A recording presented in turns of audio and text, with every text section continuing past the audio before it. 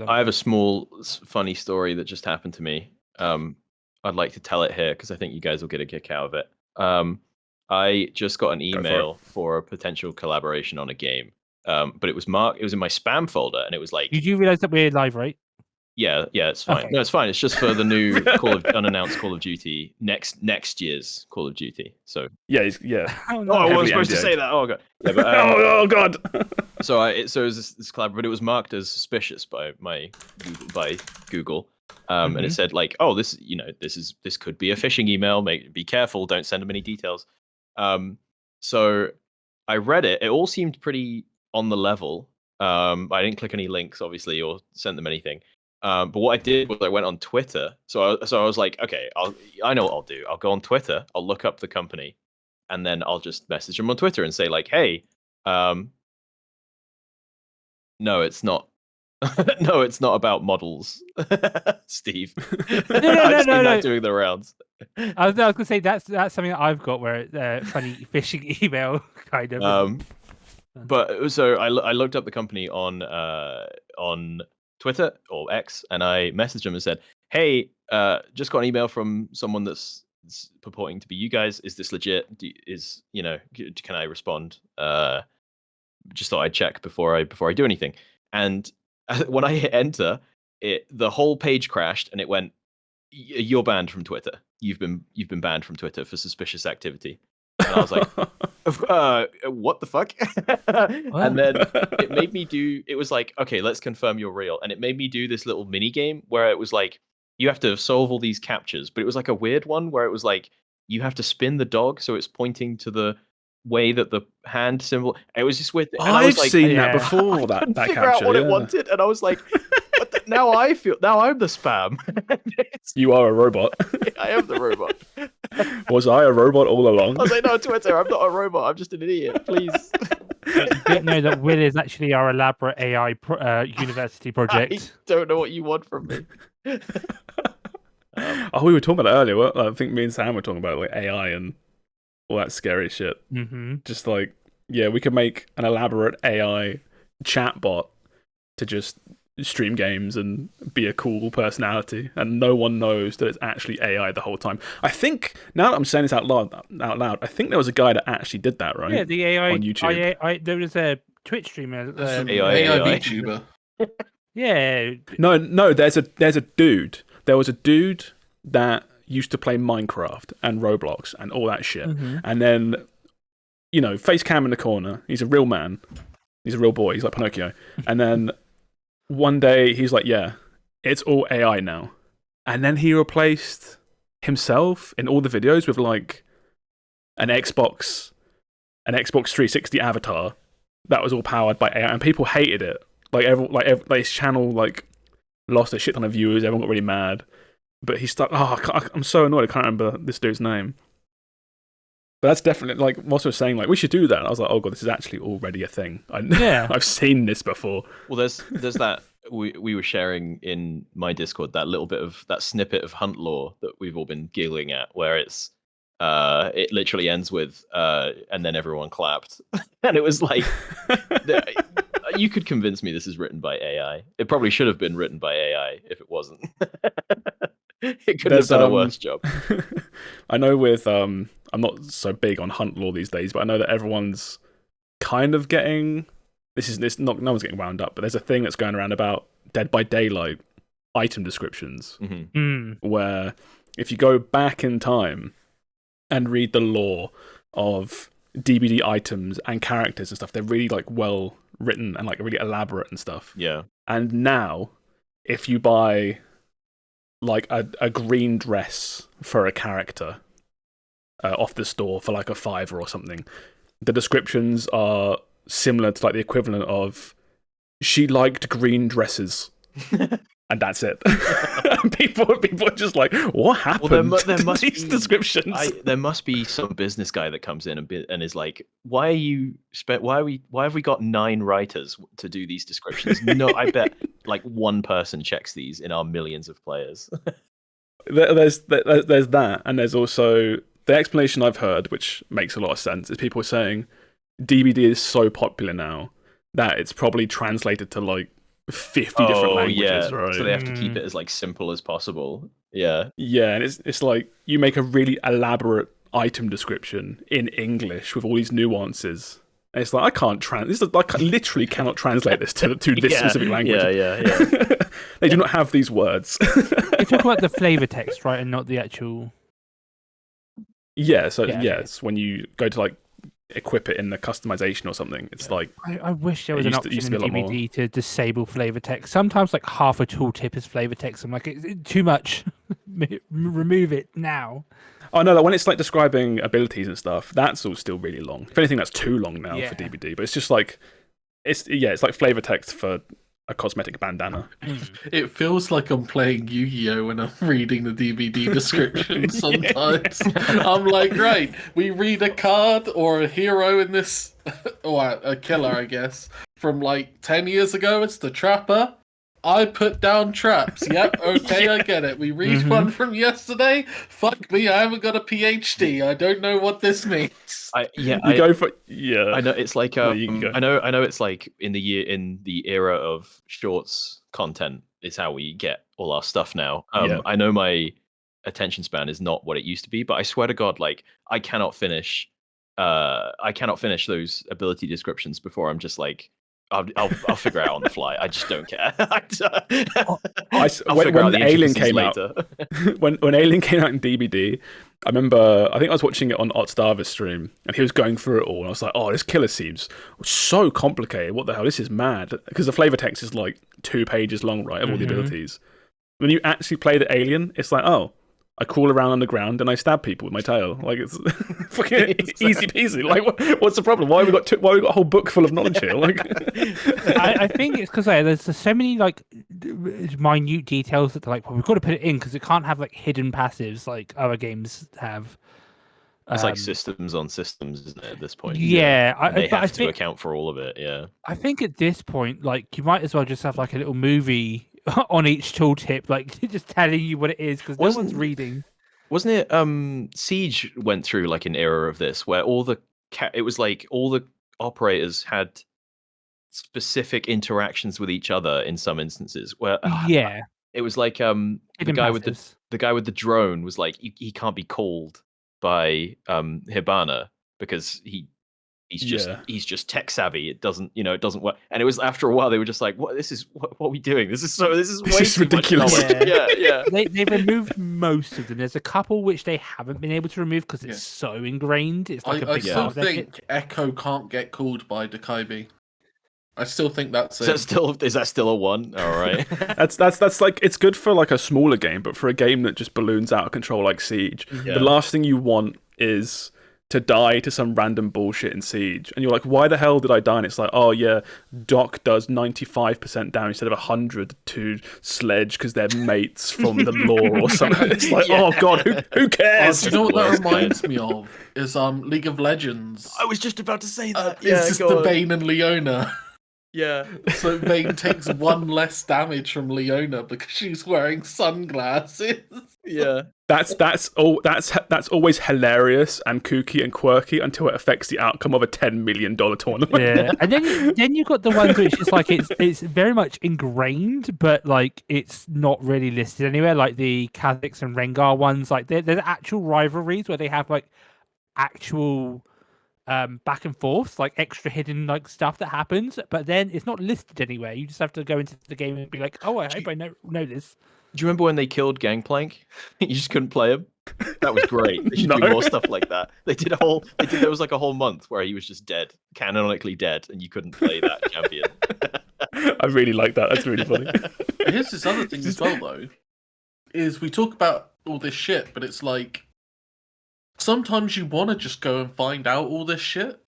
Mm-hmm. But I feel like we're moving away from that now, where people are just like, no, I just want to know everything up front. Stop hiding things from me. Yeah. You don't want to watch like a 20-minute video essay. Figuring shit out sometimes is the more fun bit of a adventure or a journey. Yeah, but there's a time and a place, right? Like I'm all for hiding. Well, yeah, I guess not in League of Legends or Siege. Yeah, hidden interactions in like Elden Ring or something, and being like, Yeah. oh, having a cool eureka moment, but like, yeah, middle of a when it's shooting game. PvP, yeah, Yeah. you don't want to be like, oh yeah, I died because he gets 10% Like more Siege range. has enough of those. Like when you, who were we playing? When we were playing with Xana, Steve, who's like, Mhm. she wasn't new, but she was basically she hadn't played since like beta or something. And it was like there were so many moments where it was just like, why did X happen? And it was just like, oh yeah, because this guy does this, which this does this, and this cascades on top of this, and it's like, fucking hell. I can't imagine Yeah. trying to pick up Siege these days. It's a nightmare. The game should listen to your microphone, and if at any point you whisper the words in succession, how did or why did or how come, Yeah. it just auto boots the wiki, and it just the new web page No. opens up. No, you know AI. We're Wiki talking about comes in. AI. Yeah, Yeah. we're talking about AI writing. Your character should just respond in real time as an AI. Oh, that would be Tell so you why you died. freaky. That'd be so Or good. your character's head spins around, looks Yeah. at you through the screen, and then starts just talking to you in a robot voice. Yeah, you're in the lobby and you're like, which is the best meta gun at the moment? And the character spins like, oh, well, 72% of players use the Yeah, AIP. that's what I want. Yeah, that's a great use of AI. That's an ethical use of AI right there. Or how long until Microsoft and Xbox just bring back Cortana, but as like an AI-powered in-game Clippy from Word, doing exactly what you're Well, describing. that's what she It's was like, oh, it supposed looks like to you have be, some wasn't questions. it? But Yeah, now she's always listening, and she's just like there. You think- You can make her dab and shit in the corner. Do you think Clippy was the first iteration of AI? oh my god, No, he was just like a search engine, right? It's just like you ask him something, and he's like, oh, this, I guess. Clippy's been he's in the background this entire time, learning about. He's had access to the Yeah. internet. He's in a dark room at the end of a long table. He's learning our There's ways. like screens all around him, like big Illuminati Oh wait, no. symbols. To make a good horror movie, we should probably like not give away our old ideas. Oh yeah, shit, yeah. Right, well, let's get cracking with this show then. Hello, everybody. Welcome back to the Game FourCast, our little weekly podcast where we get together and chat about everything we've been playing and some little news stories that we found interesting. My name is Josh, aka BottlerWorks. I'm here with Olive Meister, Will, Hello, Twitter. I'm not a bot. I swear. Sammeh, Hello, I'm Sam, and you caught me eating chicken. and Yeah, we- Quikwix Steve. Hey, I'm Steve, and I also have got chicken in my mouth. No, At least I have chicken. Yeah, Sam. We've only I done lit- this 200 times at this point. Like, To I tell To you be fair, why. I sprung- I I- tell yeah. you why. It's because I sprung the Steve's intro here, out right? there. So my brain went. We go Josh, Will, Steve, Sam. oh, that's a good Mhm. point. Yeah. yeah. So it's Josh's fault. No. It is Josh's fault. Okay. Ultimately, Or is it my all fault? my fault. We all take joint responsibility. It's fine. Fuck this. I I'm disagree. not taking. I'm not taking the blame. I don't even have chicken. Thanks, Will. Quiet AI. All right, what you been playing, Steve? Tell me what you've been Oh playing. god. Well, I've played a few games, but the game I'll first talk about is a Suika game. Nice. This Let me get a thing up. Okay. This is a Switch exclusive game that has been very, very big in Japan for like the past couple months. And it got a English release like 2 weeks ago now. Oh god, why are you bringing Yeah. up my stream? No. She played Okay, this morning. very quickly, It was really before you fun get to into it, watch. very quickly, yeah. Mhm.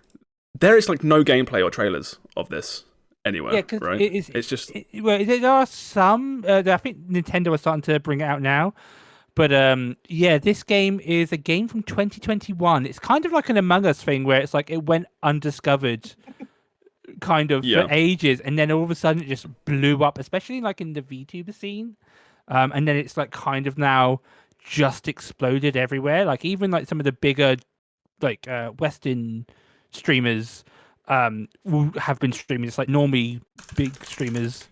And yeah, this is a very fun game. So the idea of Suika game also, it's sometimes called watermelon game because Suika is watermelon in Japan, is you have this box and you put fruit in the box, and if two of the same fruit touch, they merge into a bigger fruit, and you want to get your score very high.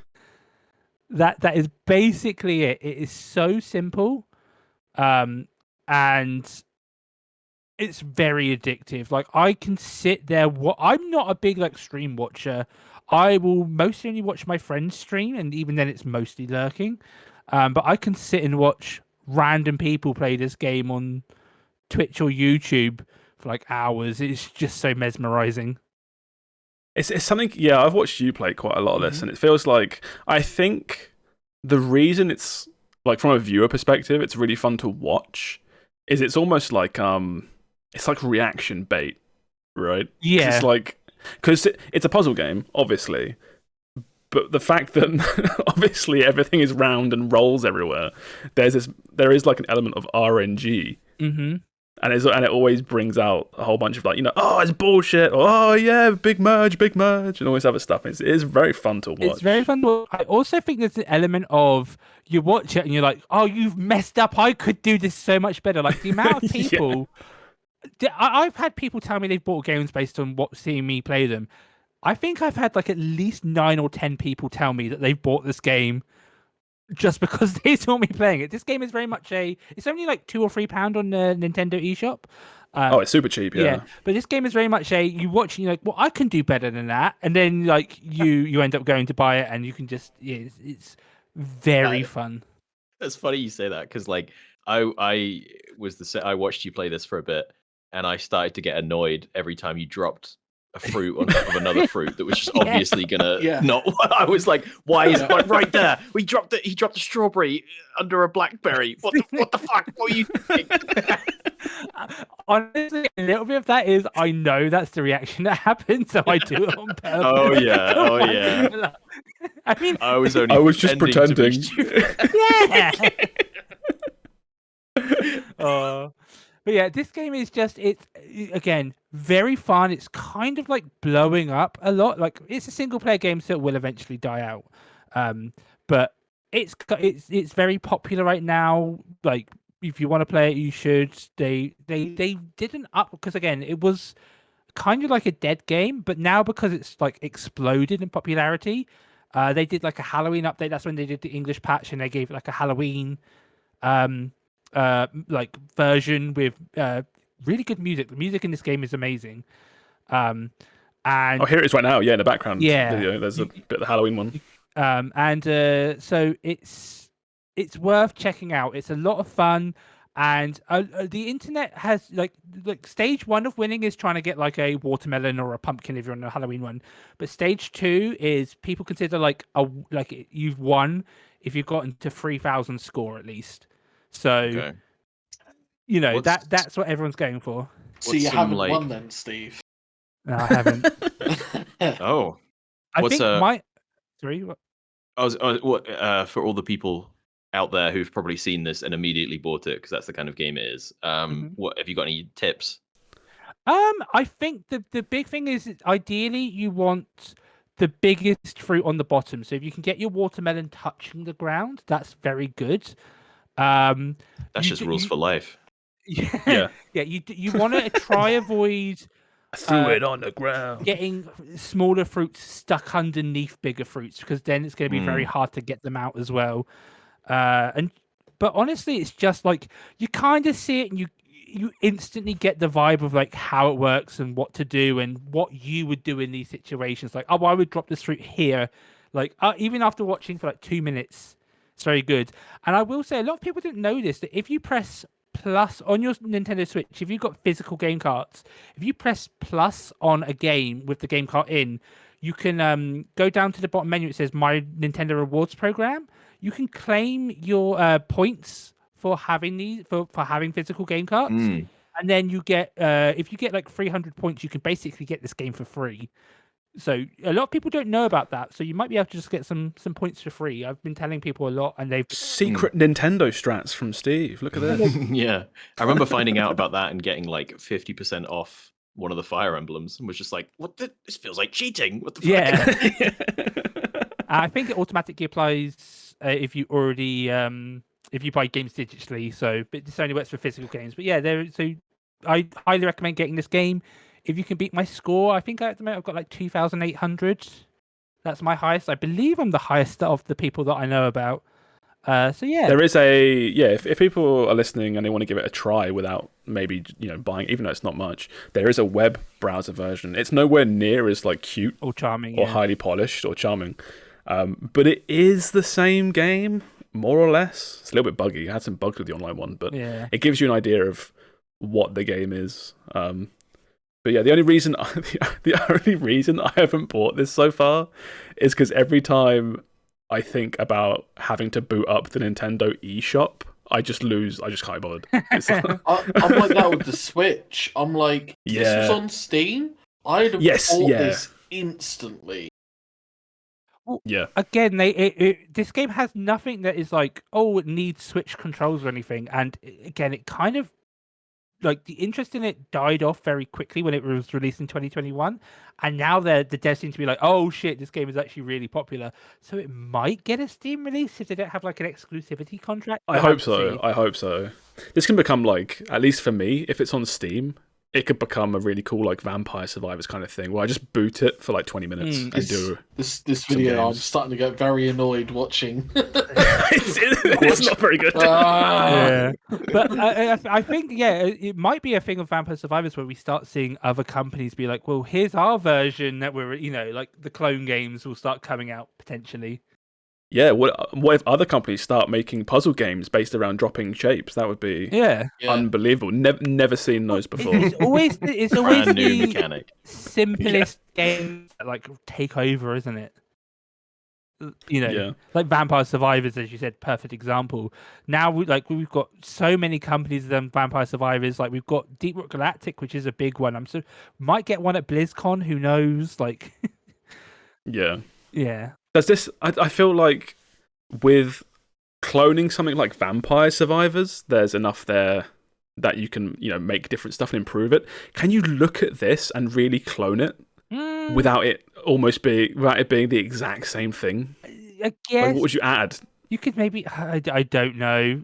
Someone smart will probably think of something to do. Yeah, I guess. Yeah.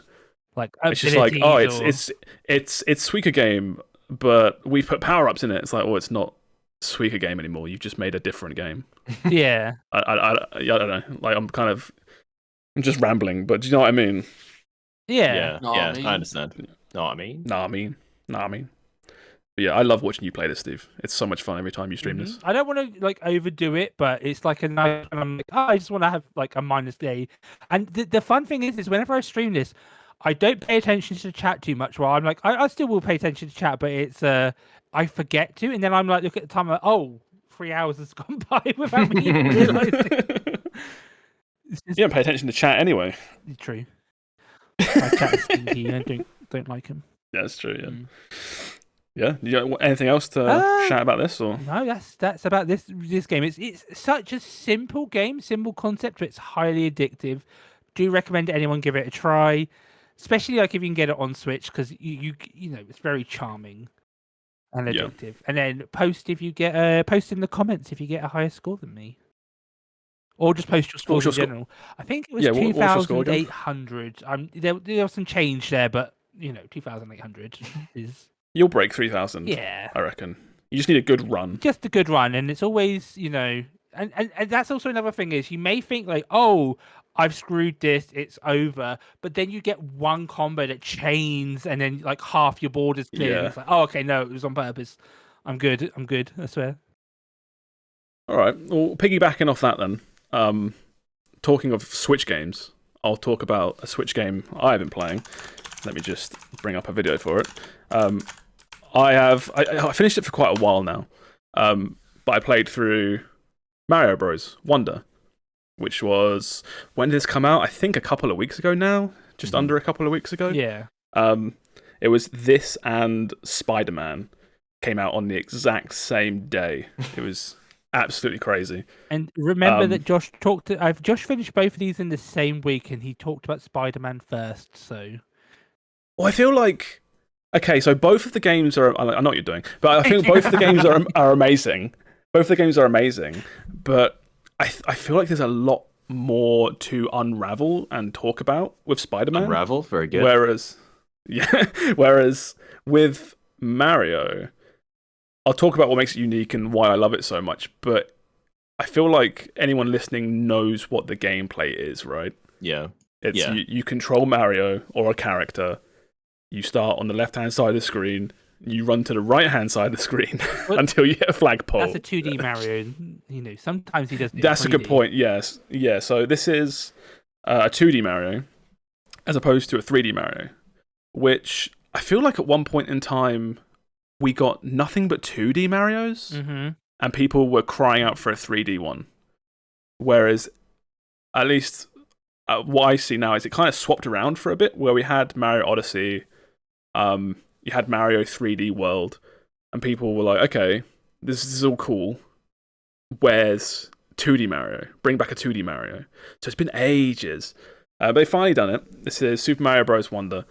As I said, it's standard affair, left to right gameplay, jump on a flagpole. What makes this one unique and stand out is the wonder element of the game, right? Looks like he takes You'll drugs, see it. right?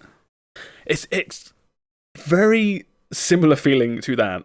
Like, not even joking. So this game is set in the Flower Kingdom as opposed to the Mushroom Kingdom. Like, what a twist. They've done it again. Bravo, Nintendo. And the crux is that you're just going there to visit or some shit, and Bowser steals a Wonder Flower, which there are lots of in this world, and he uses it to turn into a big castle. That is the story. That's the castle sick. gets taken. Yeah, he takes the castle. He doesn't turn into a castle. He merges with the castle. So he is you the have to- cast. He is the castle. He is. You know that the Mushroom Kingdom has Princess Peach's castle. The Flower one has one as well. He becomes that castle, and basically, yeah. And the idea is that you're going through the world. You have to collect the main MacGuffin of every single overall world. There are 7 worlds, and once you do that, you can fight Bowser and win the game. It's nothing new here in terms of Mario. It's a story that is made for 3-year-olds to understand, right? But again, what makes it interesting is there's these Wonder Flowers, and in every single level, normally towards the 2/3 part of the level, there is a Wonder Flower, and it's kind of hidden, but it's not hidden very well. It's almost designed like you're supposed to find it, right, on your first run, because they want you to see all this cool shit. But the idea is that whenever you pick up this Wonder Flower, it does something crazy to the level, and it transforms the level or the gameplay in some way specifically unique to that level. It's really, really cool. So the kind of stuff they do is you'll have a level where there's a bull enemy that rushes from left to right or something. Very simple. You jump over it. That's the mechanic. You pick up the Wonder Flower. It starts to get a bit crazy. The world starts rumbling. All of a sudden, a whole stampede of these bulls come through, and you start riding them, and they destroy the flagpole at the end, and the level goes on further, and all the visuals are going absolutely crazy. And that's just one example of what they would do, right? But what makes the game so interesting is, more or less, every single level in the game has some sort of unique mechanic to mix it up, which not all of them land as well as the other ones, but just the fact that you get this sheer variety of gameplay, level to level, let alone world to world, it's just absolutely it's incredible to me. The last time I saw something similar was, I think it's Donkey Kong Country Tropical Freeze, which was on the Wii U and Switch, where they did something similar, where every single level had a unique mechanic. Just that simple. Every level, you're doing something different. It's like that. And it's always keeping you on your toes. It's always just so interesting because you never know what's going to come next.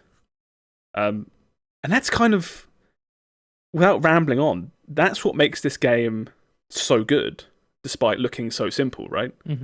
It's just the fact that you're constantly being wowed as you go from mechanic to mechanic as you play through this game. You didn't. I think I saw an interview or something where they said they came out with 2,000 unique ideas for this game before it even came out, or something.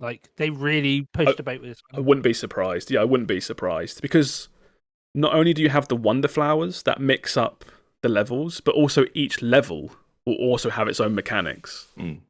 So it's just ideas upon ideas upon ideas. It really feels like, I think the last 2D Mario game was New Super Mario Bros. U on the Wii U. I might be wrong, but I think that's the last one. And it does kind of feel like since that point, they've just like had a Google Doc open and like every day, just like just throw a new mechanic in there. Fuck it, just whatever you think of, just throw it in there. We might visit it at some point. But yeah, it's just a really fun game. Other than that, you can probably see from the video, the visuals I think are absolutely spectacular in this game. They've done such a good job at sort of bringing new life to 2D Mario. I feel it really stands out. It almost looks kind of it's not stop motion-y, but it's almost they look almost like models, right? Like physical models you can hold, like toys. They look like amiibo. Kind of, yeah. They look like toys in a really odd way. Every level, all the visuals are just full of all these really saturated colors. Looks very good for Like, a Switch game, yeah. It looks great, yeah, and you can just see from all the colors that are popping in this video. Like there's just like the brightest reds, the brightest blues and yellows. But somehow, I did a bit of art. Right, this is way back, like a couple of years ago. I got into drawing, and the first thing you realize when you draw is when you mess with color. If you make everything really saturated, it looks horrible. Yeah. It looks god awful. But somehow, I honestly don't know how. Everything in this feels super saturated, but nothing clashes. Yeah. Everything just looks amazing. I don't know how they do it. It looks incredible. It's like peak Nintendo, like top of their game. All the artists, programmers, designers, just at their peak, making this amazing project. So what about this game's controversy though, with the voices? Oh, so not so much controversy, but this is. So you had Charles Martinet, voice of Mario and Luigi and Waluigi and Wario and a whole bunch of other characters for like 35 years. This is the first project where he has officially retired from the role of voice actor. Yeah, which is kind of sad. But it's cool. No one can do it forever, right? Especially voice work for like 35 years. But I thought, sort of going into it, it's Mario, right? He says Yahoo, Wahoo, let's go. As long as you find someone close enough, right? It's fine. Yeah. It'll be what it'll be. But when Mario, it sounds so stupid. When Mario does say certain things in this game, there's certain lines you get a elephant power up. He says "wowie zowie" and shit like that. you can really tell it's not him. Really? And and there's almost like an odd sadness to it, where it's like, oh no, it's like someone pretending to be Mario to you down the phone or something, and you're like, you're not Mario. what is this? That's horrifying. I'm probably like way overblowing it, right? It's not like game breaking or anything, but you can really tell, I feel, if you listen for it, that it's not him. But there's literally nothing you can do. But like this is reality now. Mario's voice has changed ever so slightly. But it's like you don't think about it, right? When you hear the same voice, even if it does just say a few voice lines, you hear the same voice since the N64. You've grown up with this voice. Yeah, it's so interesting to me how you can tell just the slightest difference. Yeah. And you can tell. You can really tell. I don't know what else to say, really. Just the sound, amazing. All the music is great. The difficulty is really spot on, I feel. I think it was Mario Odyssey, the 3D one. Didn't get very hard.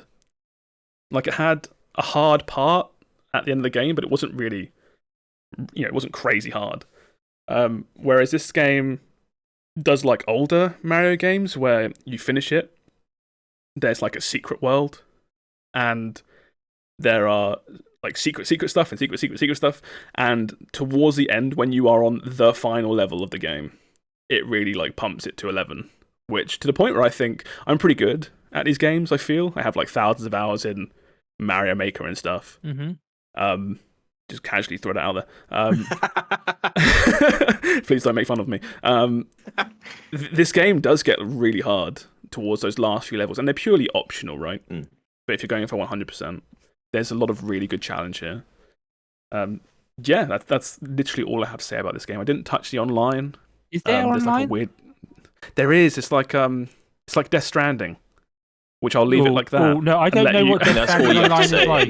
Yeah. That's all I have to say. I don't yeah. know what it's like. What's the online? It's a Strand game. It's a Hideo Kojima Strand game. Basically, what that means is you can't play with other people, but you can help and interact with each other as you play levels. So, again, I haven't done any of this, but you can leave like flag posts, like little signs, next to hard jumps, things like that, hard parts of the level. And if you die, I think you can respawn at that signpost, and you can give it like a like. You can give it a heart, and you collect hearts on your account. That's why my icon for my profile has like, you've done every world, you've got 99 lives, you've done every level, you've done every flagpole, every secret, but you have no one likes you. You have no likes. Because I didn't interact with the online component at all. Did you? It's just like, yeah. Did you play any of the multiplayer of this though? Because No, that is the multiplayer. Oh, do you mean local co-op? local co-op? Yeah. No, I didn't. I did the whole thing solo, but we did play a little bit of multiplayer at EGX Rezzed. Mm-hmm. So Will and Sam played this as well. Mm-hmm. From what I played there, and anecdotally from what I heard from someone who I work with who played this with his partner and 2 friends, the multiplayer is not the best way to play this game. I mean, it depends what you're after, right? If you're after like a fun party mode, you want to chill out and just have a laugh, then yeah, it's great, right? But if you're 4 serious people that want to finish Mario, it's not the best. The reason is really. Yeah, exactly. Yeah, we all have 10,000 hours in Mario Maker combined. So, no, it's just one of those things where the camera locks onto one person, and that person is like the camera controller, and it's a really weird way to do the camera. I feel that was me when we played it at EGX. I just took everyone hostage and I just held right. I was going to say, yeah, Sam being the cameraman does not seem like a good idea. What used to be in older games, the person furthest in the level controlled the camera. Mm-hmm. They controlled the momentum of the level. It would push the level forward. Whereas if I'm playing with little Timmy, who's 2 years old, and he's got control of the camera, there's not a lot you can really do, right? You're almost punch hostage his to the controller and move the camera forward. Yeah. You're held hostage to the pace of this one person that controls the camera. I don't think I like it, to be honest. I like a more looser camera, even if it messes with the jumping a little bit. Yeah, we had a problem at EGX where we were doing an auto scroller like upwards, or no, not an auto scroller, just a platforming upwards level, and it wasn't locking onto the person in first. So like the person whoever it was focusing on would fall, and then the rest of us would just be like up in the air, just like, or we'll just wait until Sam gets back up there because Sam's in control of the camera for some reason. It was really weird. It's really weird. Yeah, it's not just that. I've seen from a few videos as well. It's not just that person in control of the camera. That person is control of almost like everything important in a level. Yeah. I've seen. I think it was I was watching Maximilian Dude play this on Twitch with 3 other people, and some of them kept jumping down a hole that looked like a secret, right? Yeah. But they kept dying, so they just ignored it. They didn't know where to go, and the reason they couldn't progress and they got stuck is because the person controlling the camera with the crown above them was the only person able to trigger going into the hole to progress the level. Okay. Which is kind of a really weird edge case. It's Yeah. like it's so specific, but it stumped them for like 5 minutes. Just not knowing what to do. Because they all tried the hole, they died. They're like, oh, it's not that, but it was that. So it's a bit odd. Yeah, it's a bit odd. But yeah, that's all I have to say about Mario Wonder. I think this is. I think, new Switches in the future, this will be one of the games that just are bundled in. It's just a really solid, easy to play, safe game. Yeah. that will sell millions and millions. So, yeah, solid game. I give it a 9.2 out of 10. It's probably one of my favorite 2D Mario's. 9.2, cancel him. Yeah, you're gonna not get 10. reamed. It's not 10 out of 10 if I can cancel. But yeah, I really enjoyed this. So, all right, I'll pass it along then. Let's do a bit of Sam. What have you been playing, Sam? Give us one of your games. Hello. What do you want to talk about? I've actually spoken about this game on the podcast before, but Yeah. I picked it up recently and have been doing like New Game Plus, and now have over 500 hours on it. It's a game called Increlution. And for Is this for the anyone that spreadsheet was one? worrying about me, don't worry, I'm back. It's Idle Games, baby. Hell yeah, This Unity is the UI the spreadsheet game. one. Fuck. Yeah, so Literally is. I New Game Plus, and it was this weird thing where it was like, you get 10 points to spend certain things for each chapter that you completed when you completed the game. So I had 90 because there was 9 chapters. Now there's 11. So I was like, oh cool, there's just two whole things that I don't know what happens, because there is a story in this game. This is a story-driven game. No, there's not. No, I don't believe you. no, genuinely it is. So I've been going through basically so that I could get the story of those 2 chapters and whatnot. But the whole New Game Plus system, like, basically amps up. It's almost like meta progression in a weird way. In the sense that it's like you get X resource faster, or you don't lose health as fast, kind of. Right. So you don't you haven't now got a sword that does more damage, but you've got like knowledge of when you use a sword. You don't actually use a sword in this, but if you use a sword, you would get mastery with the sword quicker, for example. That's the kind of how the New Game Plus affects it. But also, each time you complete it, and because you can New Game Plus multiple times to build up those points to spend to make it faster each time. Yeah. It also reduces the amount of time you need to complete things in order for you to automate it, because what happens is normally it'll be like, if you pick 300 oranges, now the game will automatically do it based on what automation setting you've put it on.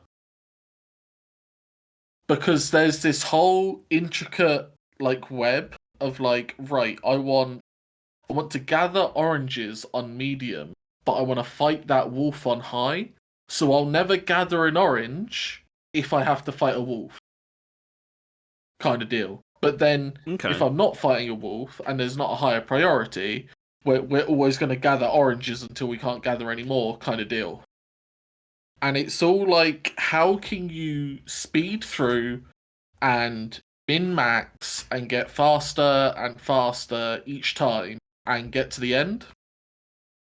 And in the final chapter, they've added some big-ass like boss fight, which, if you can automate it, go ahead. I haven't found a way to. They've done this thing where you have like 3 opportunities to attack the boss, but each time you use one of those, it becomes harder to do it again to the boss. So normally you would have it set on like, I want to shoot the boss as a high priority, maybe melee attack it as a mid priority, and I don't fucking know, piss on it as a low priority, I don't care. And it's like, you can't do that, because eventually shooting the boss is going to become so hard and use so much health, you want it to go to the second one, but there's no way for you to do that within the system. You have to just tell the game, no, I wish to use sword now. And that's completely different to the rest of the game, because everything else in this game is completely automatable.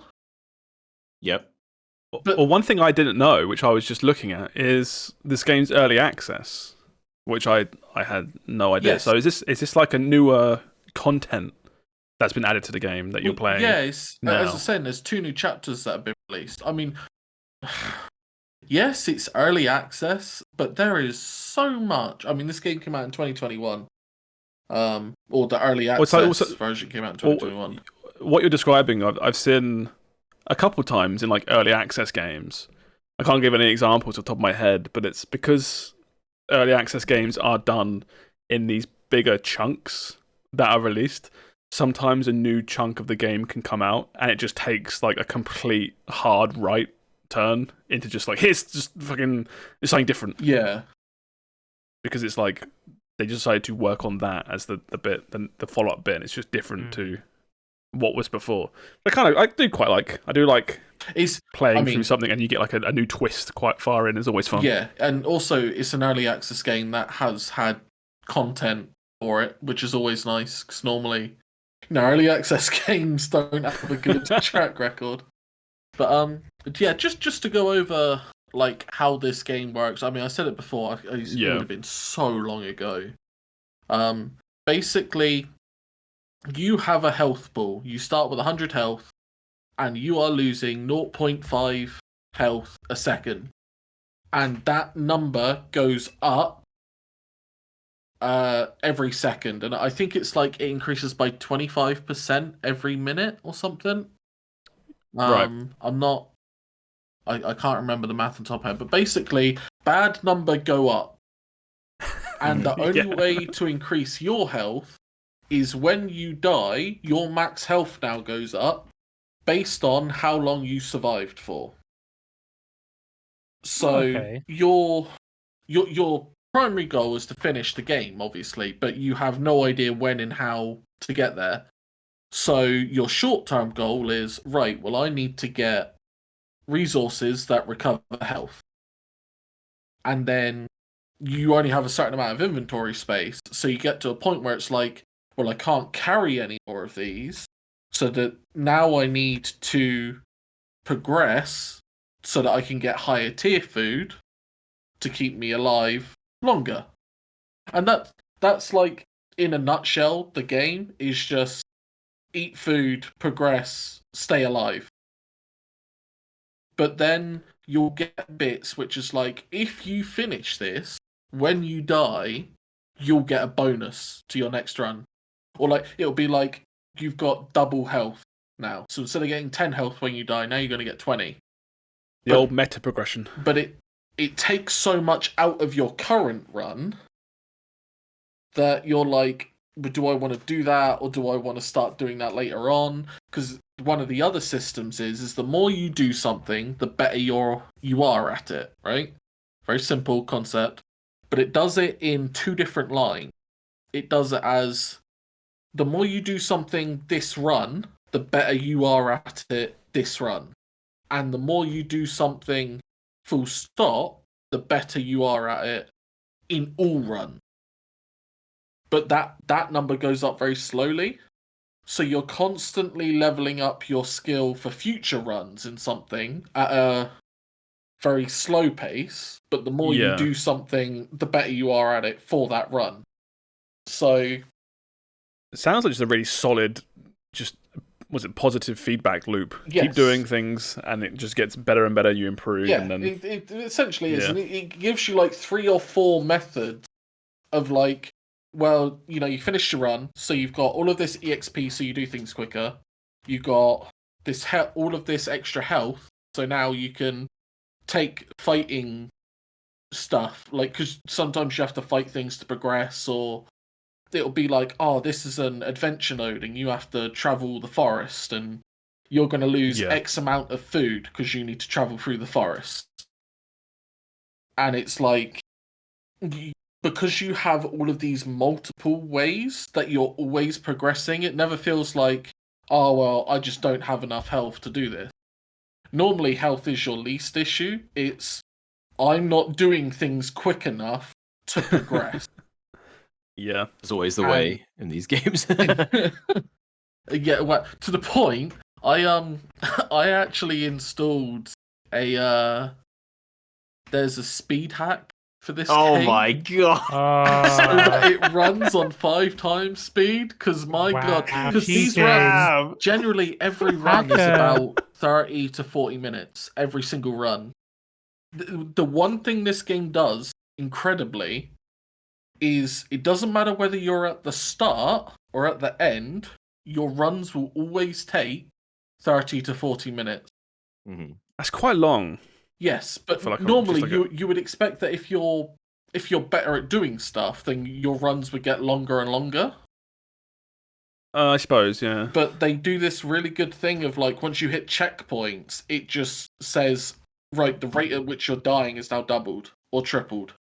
And it's done in such an almost perfect way that you're always spending, as I say, 30 to 40 minutes every run. So it's not like, your first minute's 10, and then it's 15, and then 20, and then like a day after, it's like, well, this run's going to take me an hour and a half, so I guess I'll just leave it running. It's like, no, it's always in that like sweet spot. And again, it's an idle game, so you leave it on the side. You install a speed hack, so it runs at 5 times speed, so it only actually takes 6 minutes. Nah, bro. I mean, again, the speed hack doesn't, Steam doesn't track how that I'm speed hacking it. I have genuinely... Oh my god, if you've got like a VAC ban for hacking an Increlution. No, what I mean is like, I've still got 500 hours in this game. It's just... in-game, I've actually played it the speed for a lot more. But So don't you think that speed hacks can make every idle game better? Don't go down. This isn't a rabbit hole we want to open. Don't do It's one of those things where I kind of it's such a fine balancing act what Steve's saying, because I feel like you could increase the speed of an idle game and you can keep going and you get more endorphins because it's done faster, and you keep going, and there's a point where you go too far and it's like, oh, this is boring. What's the point? I'm done. You've opened Pandora's box. Yeah. It's like at that point, it's like saying, this idle game's great. Here's a hack that I've got for you. If you press this button, the game completes. You've idled to infinite speed. You have completed the game. Like, is that fun? Like it's almost. Like, no. Do you know what I would compare it to? Is there's a lot of clicker games, and people use auto clickers on them. Mm-hmm. Yeah. And depending on who you ask, people like or don't like auto clickers. Because the point of the game is you're supposed to click. But some people are like, right? Yeah, we had this with RuneScape, this conversation about RuneScape. I think that this was like a year ago now, where I mentioned the idea of using even just a simple clicker to do high alking, which is a repeatable task. It to me was like blasphemy. Like that's against what the game is. Whereas there's so many other people, I think you're on that side as well, Sam. You were like, it's fine. Yeah, like, no, it is. I don't see. I almost view it as punishment in one way. If you're gonna sit there and do it for like high elk 20,000 times, I don't see why you can't just have a program click it every 5 seconds. However, what I do see is, again, where do you draw that line? Exactly. Yeah. This is a script. You allow one thing. Yeah. It's like, well, why can't we allow this other thing?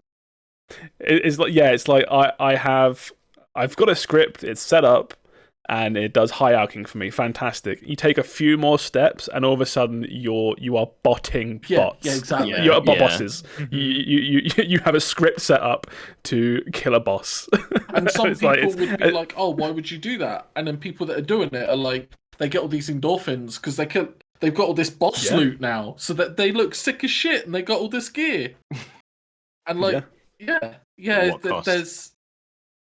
Yeah. At what cost? Exactly. What have I done?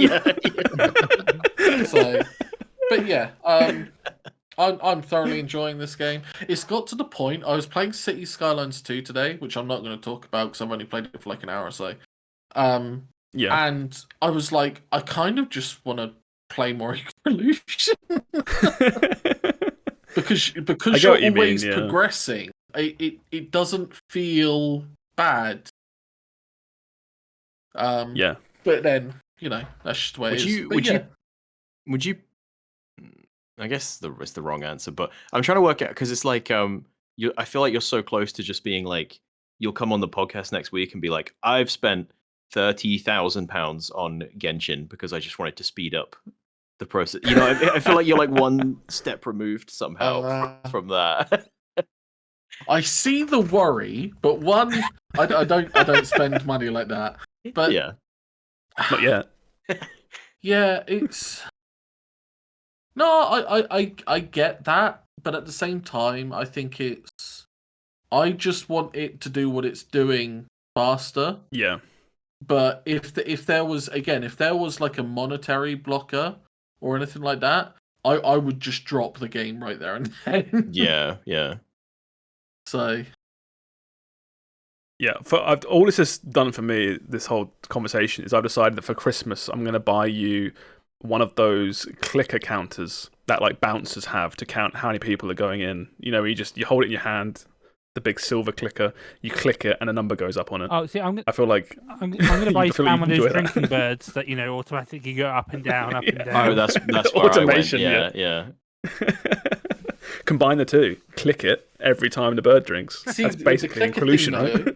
though, I wouldn't use it because I would have to actively do something, and that's against. He can't bot it. That's true, yeah.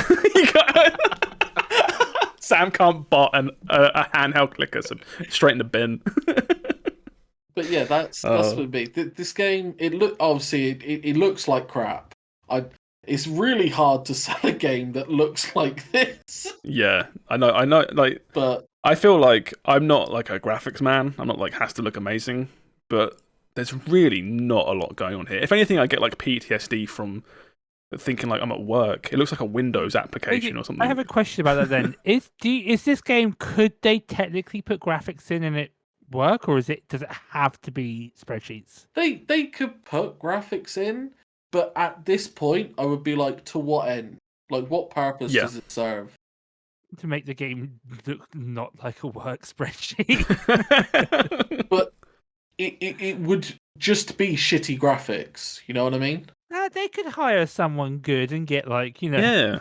like You can get bit of ray tracing in there, and the City Skyline people are not doing anything now. They can get those people in to do the graphics. They Are you joking? They have quite a lot to do, actually, Steve. they have a ton to do. As I said, I'm not going to speak about that game just yet. I've only played 2 hours. They're busy because they have to make City Skylines too now. That's all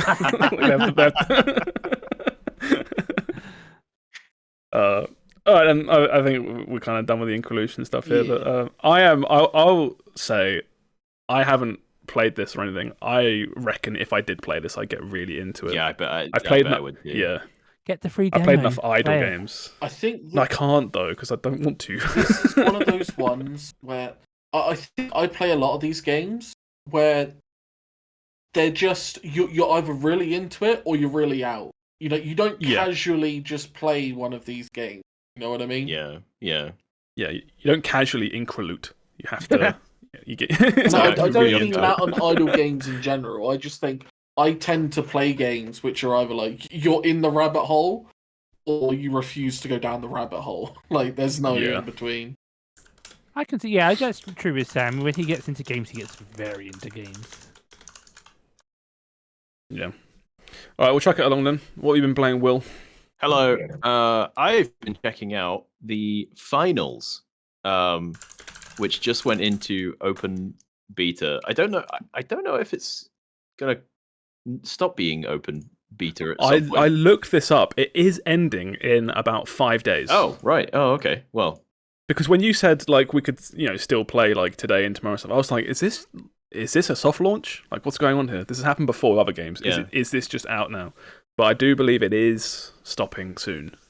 Oh, okay. I weird. I thought this was a soft launch. I don't know why I thought that. But there we go. But yeah, this is a like an arena.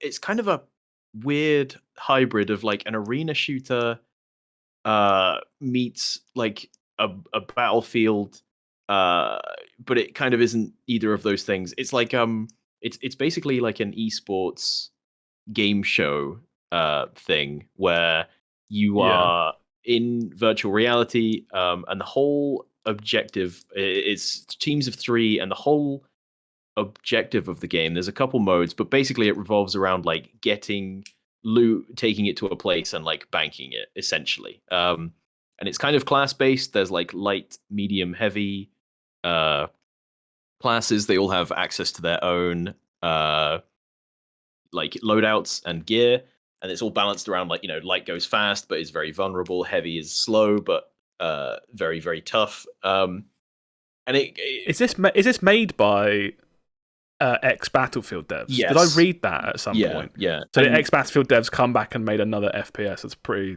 solid for most people to get into. I feel. Yeah, basically, and you can tell as well that it's Battlefield. It feels so Battlefield to run around and shoot guns in this game. And it's I feel like for one thing, this game runs incredibly well, even on my setup, which I always feel, I wasn't expecting. I always say that, but then it's really interesting because, sorry to keep cutting you off, I played the previous version of this. I think it might have been like open alpha or closed alpha or something. I got into the last version of this. I have a very similar setup. My old setup was very similar to what you have now. Yeah. And it ran like shit. Yeah, I almost wrote the whole game off because I was like, this is going to be one of those. Because like I remember having an old PC and trying to run like Battlefield 3 and just being like, my PC just being like, no. Yeah, like don't bother. And I was sort of getting those flashbacks where I was like, it's just that all over again. I don't know who I'm fooling trying to run this game. But playing this game, they've done something. Yeah, it runs way better than the previous version. They've done a good job. And there's some wizardry here because it runs great. It looks great. And yeah, so I hopped on last night to play a couple rounds, and it's you kind of get it straight away. Although the tutorial is extremely lacking in this game. It basically the tutorial loads up and it goes, you can pick up this objective, and you go, okay, and it goes, you can deposit this objective here, and you go, all right, and then it goes, have fun. That's it. That's all it teaches you. So I feel like you need a squad to get into this. You need someone there to like show you the ropes, I feel like it's simple enough that you could just learn on the job, right? Yeah. It's a very cool and intricate game, but there's not a whole lot going on objectively, I feel. That's complicated. I don't know. Because there's like, I feel like there's a lot happening all at once. That's true. Yeah, a lot can happen very quickly. And whenever we got randoms, they just kind of wandered around, and they didn't really look like they knew where they were. They didn't know they looked like they'd never played a shooter before, But yeah, the big hook here is like destruction, and it's supposed to be all like server side. So whenever you destroy something, it destroys in exactly the same way for everyone, and it doesn't put any extra strain on your PC because all the physics are calculated. I didn't know that on their end instead of on your end. That's so cool. It's gone. I was gonna say I played in one of the earlier tests, and there was a point where a team like literally went out of their way to destroy a whole skyscraper, and when that happened, it did chug. Yeah, but this was a previous test, so. Well, that might just be not the chug from the computations, but the chug from having physically a lot, smoke and stuff being done client side, obviously on your computer. Yeah. Will still that will still affect your rig. You can't have the graphics done server side. It's just I assume just the computations for how something is breaking is done server side, I imagine. Yeah. Makes sense. I played a couple hours of this with randoms, just like hopped in, and I feel like the first few games I played, I was like, it seems all right. It seems solid. It seems good enough. And I think I left a message in our chat saying like, yeah, it's like feels all right, like 7 out of 10 average online FPS, another one, whatever. Let's go. Mm-hmm. And then the next game I played was with a couple of really competent randoms. And there were certain points where we were in buildings defending objectives that were all destroying and breaking, and it was going ballistic. And I think I physically felt whilst I was playing that, I was like, holy shit, this is awesome. Yeah, that's really cool. I love this. Yeah. So when I played this in the first test, because I think that this is like the third test at the moment, but I played in the first one, it felt okay to me. The one of the things that I think they've improved upon is the movement is a lot less sluggish than it used to be. But one thing that really annoyed me with this game was the guns, because you only get one. There's no like offhand guns, right? No. And the time to kill in this game is a little bit high. Like even headshots aren't one shot kills. So even if you're getting some headshots, like unless you like your aim is perfect, you have to reload a lot, and the reloading felt bad to like, oh, I've used my whole clip, got to reload in a fight to try finish just one guy off in this like 1v1 situation. I don't personally mind that, because I feel like that just puts more of an emphasis on positioning, right? It's like if time to kill is quite high, you have a gun that you need to reload after killing one person, and you see two people there. Mm-hmm. After time, you'll start realizing that, okay, I can't take this fight as a straight up, almost like I'm going to kill that guy and that guy. You have to reposition. You have to go hide, get a bit of cover first, then start shooting. It'll change the way you play. I don't think it's good. I don't think it's bad either. I think it's just different. Right? Yeah, and it could be. I don't want to say skill issue, but it could be a skill issue where, because some of those guns absolutely melt people if you use them like the right range. And especially like there was a guy yesterday who had this little silenced pistol, and that was just, I was like, oh, is something hitting me? And then I was dead. It was like, it was so fast. Yeah. Again, this was two betas ago, so they probably have improved it since then. But that was just like a bit of like thing that I noticed from the first one. We also did the people I was playing. I did feel like, at least for the first couple games I played, I would like consistently leave people on about 5 to 10% health, and then I would have to reload and give them the chance to just like leg it, and I was like, oh, they've gone, I can't kill them, I can't find them.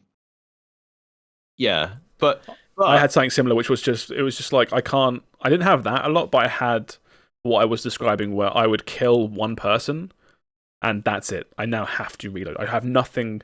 I have like 2 or 3 bullets left, right? Yeah. So if I start, there's no point shooting at someone else yet, because I need to reload. So I found that position a lot. It's not like Call of Duty, where in one magazine you can pop like 5 people before reloading. Yeah. It's a much longer time to kill, which it's a choice, and I kind of enjoy it. I think I like that more game. I feel like we don't get high time to kill gun games anymore. Like I miss old Halo, when you had a chance to respond if someone shot at you, unless they were using like a power weapon or something. I always like that in like Apex and Overwatch, where you play a character like Tracer or something, and it becomes less about twitch reactions and more about tracking. Yeah, which is like a whole different skill set. Yeah, in terms of FPSs. I quite like that. It's very different compared to something like, again, like Call of Duty, where time to kill is really high, or Hunt Showdown, where you can pop a guy in one shot and he's dead. Yeah. It's nice to have something a little bit different. Yeah, different. I don't remember what Battlefield. Yeah, I don't remember what old Battlefields were like, if I'm being honest, with time to kill. They were more like this. Bad Company. Not, they weren't shorter than this, but not a million miles away. Closer to this than like Call of Duty these days. And I mean, for me, it was less about time to kill, more about the fact like it felt bad not having an offhand. But that is a choice that they've made. So, but there were every class did have options for like a pseudo offhand. Like the heavy had the like RPG, which which was very good for finishing people off when I played that guy. That might have changed since when I played, but when I played, that was something that put me off, was the lack of the offhands. Yeah. It seems to be, at least from what I've seen, again, it's only like a couple of hours, but it's very customizable in terms of like your, I don't know, like what you say, like your gadgets, where you can kind of pick and choose, like, okay, yeah, you've only got one gun, fine, but you can have like 2 different types of grenade and a mobility thing or something, or would you rather have a frag grenade and something else to be more offensive, or do you want like a goo grenade to be more defensive? It reminded me of a lot of Titanfall 2, where it's like, if you get into a bad spot, there's so many options to like reset a fight. Like I liked taking the jump pad, because it was like, oh, someone jumps me, I just drop the jump pad under myself, and it's like, bam, I'm over the other side of a building. Yeah, and then it's like, right, now we can start this fight again. Now I know someone's about. So I feel so that's all great. I feel like the gameplay, the gunplay is great. I love I love the like sound of the guns, and I love the aesthetic of the map. It's very, it's like, I don't know I don't know what you call it. It's like hyper realism, where it's just like a Call of Duty. High fidelity. It's like a CS:GO map, except everything's just so bright and colorful. I really enjoy it. Really, everything's really saturated, and I really like that. Yeah, it's like the greyest of grey buildings, but then here's like a bright yellow wall, just randomly, or like hit. Yeah, it's like visiting an office building, except the office building is like in Greece or something. That's what it feels like. The part I'm not sold on is, I think, the two modes they have right now, I feel like they don't. It's like they don't play to this game's strengths. I feel like where. Yeah, it's kind of like it feels very Battlefield, but like with all these movement options, right? Which is cool. And then the most of the modes is like carrying something to a place or sitting in a place and stopping people from taking your place. It's kind of like King of the Hill, but with extra steps. Yeah. And I feel like that wasn't doing it for me. Particularly, I don't feel like it was playing into the fun of the movement and the destruction all that much. Like, there was a little bit where it's like, oh, you can the thing you're trying to defend, it's like you can blow the floor out and it falls through the floor, and now it's like it's on a different level, so it's a different thing you're attacking now. Yeah, but for the most part, it just felt like the people would defend it by just chucking a bunch of shit all over it, and then it was just in a pile of rubble, and then it was just like every moment of attack or defense was just in this like dusty rubble heap where I'm just like, is that a guy or not a guy? I don't know.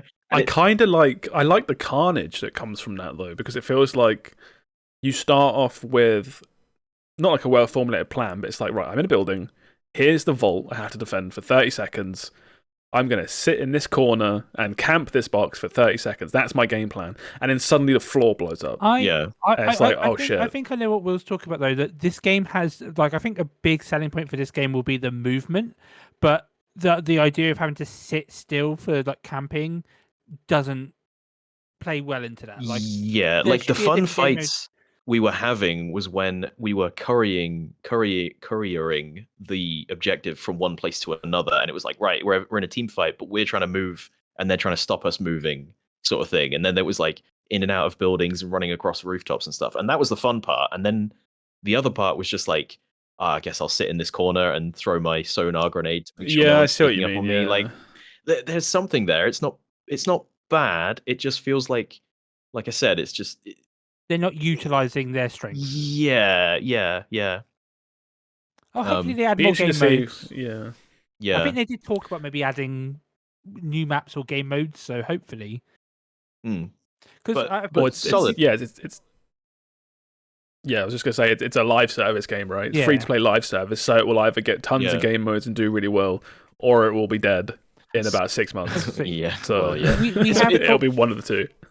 We have talked about this game on the podcast before, and one of my big things was the concept of it, like being like this like AI game show thing is really cool, but back then I felt like they didn't really like utilize it that well. Like I want to see more crazy stuff. Like to me, like when I see this game, it reminds me of two games being Super People and Hyperscape. And Hyperscape was the one that Ubisoft did. Oh God, Hyperscape, yeah. Had the Twitch integration, and I was like, this game seems like it would actually be better for the Twitch integration stuff than Hyperscape. And like, where it's like it's this virtual game show with an audience technically watching and stuff. Like, I would like to see some Twitch integration or something to make it a bit more wacky and zany. Because like I think that's this game does that very well, and I think that there's something here. I hope that they really go all out with it. The joke we kept saying was hyenas, but actually a game. But it actually came out. Yeah. I feel like personally for me, the whole game show aesthetic, it doesn't do anything for me.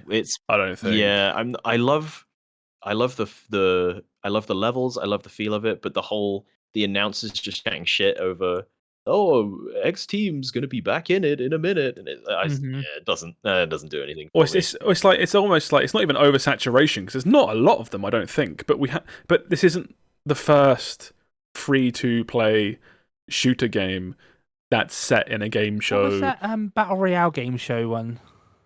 It was Cliff Blazinski's something or other. Something Heights? Radical Heights, I think. Radical You sure Heights. that's the one he's thinking of? Because I think there's been quite a few, haven't there? Well, that's what I'm saying. Where there's quite a lot of them. I feel like you got this Radical Heights, you got the Hyperscape, this, that, and the other. I feel like they're not the same, but you could easily get Fortnite and confused. PUBG. Yeah, Fortnite and PUBG lean into the whole like kind of kooky, we're not super serious shooter online game. Yeah.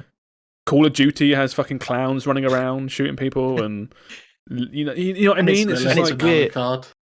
Yeah, I saw that. exactly. Yeah, But it's weird, right? Because I like they're doing something different. Like I don't want this. I would never want this to just be another Battlefield. But it's like this, but not this. You're close. yeah. But I'm not digging the everyone bursts into pennies when they die kind of thing. It doesn't. I'm not Do you mean feeling it. they're not going hard enough? If they're going to go quirky, go quirky. It's like they're trying to be like, No, 'cause then you get no. hyenas. Exactly. I was going to say the same thing. You get hyenas and you get cancelled before the game's out. no. To me, I'm like, if it's going to be a quirky shooter, make it a quirky shooter. I want full. Oh, all of a sudden everyone turns into Sonic or something, And No, You are don't literally want describing hyenas. What are you doing? Yeah. oh, now I want to play You want this hyenas. game When's to that game fail? coming out? You don't want hyenas. Trust me. Trust me. For reasons I cannot publicly say, you do not want hyenas. But yeah, the other topic about this game is, speaking of like AI and stuff, are the AI voiceover for the commentators as you play this game. This is hot topic right now, but yeah, there's like a man and a woman Yeah. Mm-hmm. that just chat shit whilst you're playing, like a game show. And the controversy is that all their lines are completely AI generated. And you can tell sometimes with the cadence of their speech as well. Yeah. Yeah. Yeah, I so don't like that. It's not good. Don't do that. The thing that caught me out is I feel like with AI voice, AI art, AI stuff, if I'm looking at it, I can see it, right? Mm-hmm. I can hear how weird it is. I can see the stuff in the art. Whilst I was playing the finals, before I knew the voices were AI, I didn't know. I couldn't tell. Yeah. And that kind of frustrates me, I guess, because it almost gives like, what's the word? It's like I don't know, lens. Yeah. Legitimacy Yeah. to it. Yeah. because when I listened to them in isolation, I saw all the controversy on Twitter and on Reddit and stuff, all these news articles. You listen to it, and it's like, fuck me.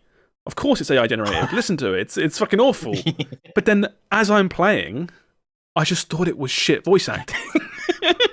Yeah, I get it. No, I get it because like it does feel like a first, because this is in early access, right? Or it's a beta or whatever. It's like, oh, they'll get the proper lines in later. You know what I mean? Like it does feel just like they got someone from marketing to be like, hey, can you just pretend to be a voiceover person for our game show game for a bit? But yeah, I honestly I could not tell. Yeah. Whilst I was playing, which I think if any of the devs working on this heard me say that, they'd be like, yes, exactly what we want. Yeah, we got away with it. Yeah. It's good enough. To be honest, I'm not sure if they thought like, screw it, we'll just do it and we'll tackle the controversy later. But they must have known there'd be backlash to that, right? The whole way the industry looks at AI right now. What you got like what is it, like all the actors guilds and that literally striking right now because of AI. See the thing before the beta came out, there are a few people who were very hyped for this, and I was like, I'm not too hyped for this. And there are certain red flags with this game that I feel like people were not paying too much attention to because of the hype for it. Like, for example, their Twitter has basically went dormant for ages. Like there was not much information about this game. The Steam didn't have when this game was coming out for this test, they had no time for when it was coming out. There's several things where it's like there's slight hints about this game not being the most professional, but I hope it does well. I hope it's the best, but this is a game where I'm get excited for it, enjoy it, but temper the expectations a little bit, because there are some signs that it might be not that it's going to be bad or that there's anything really wrong, but that it's not going to be fully professional. Or if I'm a dev, right? Yeah. Thinking about AI voices or whatever, as a dev, I see it as it's like a calculated risk, right? It's like, we can do this. We know it will be of this level of quality, AI voice acting, and we can put it in the game, and it will be suitable. We will get backlash. We're not stupid. But can the money we save not getting people into voice act offset the loss we lose from controversy, if that makes sense? Because obviously the pros of AI voice acting on paper are immense, right? If you want to change something, you want to change a line, you want to redo it, you can do it within minutes with AI. You haven't got to pay the person to come back in to do different variants of the line. Yeah. So again, not specifically, I'm not an advocate for AI or whatever, but just looking at it on paper, fundamentally, it comes with a lot of pros. And I've said this before, game dev or any sort of technical arts, the people making this stuff, they're not stupid. They know what they're doing. They know this would have been controversial. But if the finals comes out and it's really, really good, and it takes off and explodes, kind of like this beta is, yeah, that controversy kind of gets pushed to the side, and it's amazing what you can get away with if your product is your good. Game. Yeah. It's crazy. So it's one of those things as well where if it does pop off, you can also backpedal, right? Yes, there's if that as you well. make the money, you can be like, we've got actual voice actors in now because the risk section has happened. Yeah, you've proved the money's in the door, so you can go back and do that. Yeah, and then but then I'd rather they just not do that, or get a dev for an afternoon. I completely agree. I agree. Yeah, I agree as well. But that's just this is why AI is this isn't why AI is so bad, but this is one of the big reasons, is because there are benefits to it. They're just not ethical. Yeah. Or the fundamental part is the fact that a random dev in the office that you bring in to do voice lines isn't going to be as good as an AI trained on professional voice actors. No, of course not. Because like you're saying, you could just drag a dev from the office, someone that works in sound already, that probably does singing or has a band or something. You want to do some voice lines for the game? Yeah, sure. But it's very apparent that they're clearly looking, as of right now, for these AI voices to be this is it for the game. This is final. It's just final stuff. Yeah, it's not temporary. This looks like a finished product, more or less. They'll probably be like, it's part of the law that the voices are AI because it's an AI generated game. They fucking double down. I respect it. No, I would. Yeah, I mean, it'd be funny. Not only do we not care, but it's deliberate and we're keeping it and we love it. The only use of AI voice thing that I would be like, I don't mind this, is that standard, what is it, Microsoft Sam or whatever his name is. Like text to speech. Right. Yeah, I know what you mean. Yeah, I'm like, I wouldn't care if people did that because it's so obviously robotic and bad. Or the text to speech on YouTube Shorts and TikToks. Yeah, you've opened the vault and you're getting your coins. Yeah, go on. Everyone get out their systems. Gain the lead, bussin'. Yeah, Don't forget to he's ring the right. bell. Yeah, I'm fully on board now. Yeah. Yeah. Oh god, yeah. So I personally, from how like my experience playing this game and the enjoyment I had, plus from what I've seen the numbers of like people watching this and people playing this, I think it's got a decent shot to be around for a while. Yeah. You know, not to dethrone any other game, but to like, you know, carve a niche in the corner. This to me, I see this more as a game where it's like it's gonna have its 5 minutes. It's a new shooter. It's gonna be popular. I don't personally see this game having like the legs to like stick around for a long time, like an Apex, like a Fortnite, like a Hunt Showdown or whatnot. I think there's not many shooters coming out right this moment. I know we've got a COD, or we've had a COD. I was gonna say you got COD in like a week. Yeah, but this is free to play, of course, and it's not the behemoth that is COD. It takes half. Hey, Call of Duty will be free to play in a year, so but don't you worry about that. Yeah, But, so yeah, hard Game read. Pass. to me, Exactly. this screams flavor of the month. But we'll see. I hope it does. I would never hope a game fails unless like they are really. On the shitty. savers. I think it's like it's naive to think you're gonna make something that's just gonna dethrone the Mhm. biggest games on the market, right? I think it's like ambitious and completely naive. I don't think every game that comes out like this needs to do that, right? Yeah. It just needs to come out. It needs to have a couple of seasons to make a good chunk of money. It needs to make the money back that it cost to make it, plus more. Mhm. And then what more can you ask from a game like this in an already oversaturated market? Right? It's Yeah. already brave making a free-to-play first-person shooter in 2023. So yeah, we'll see how it goes, right?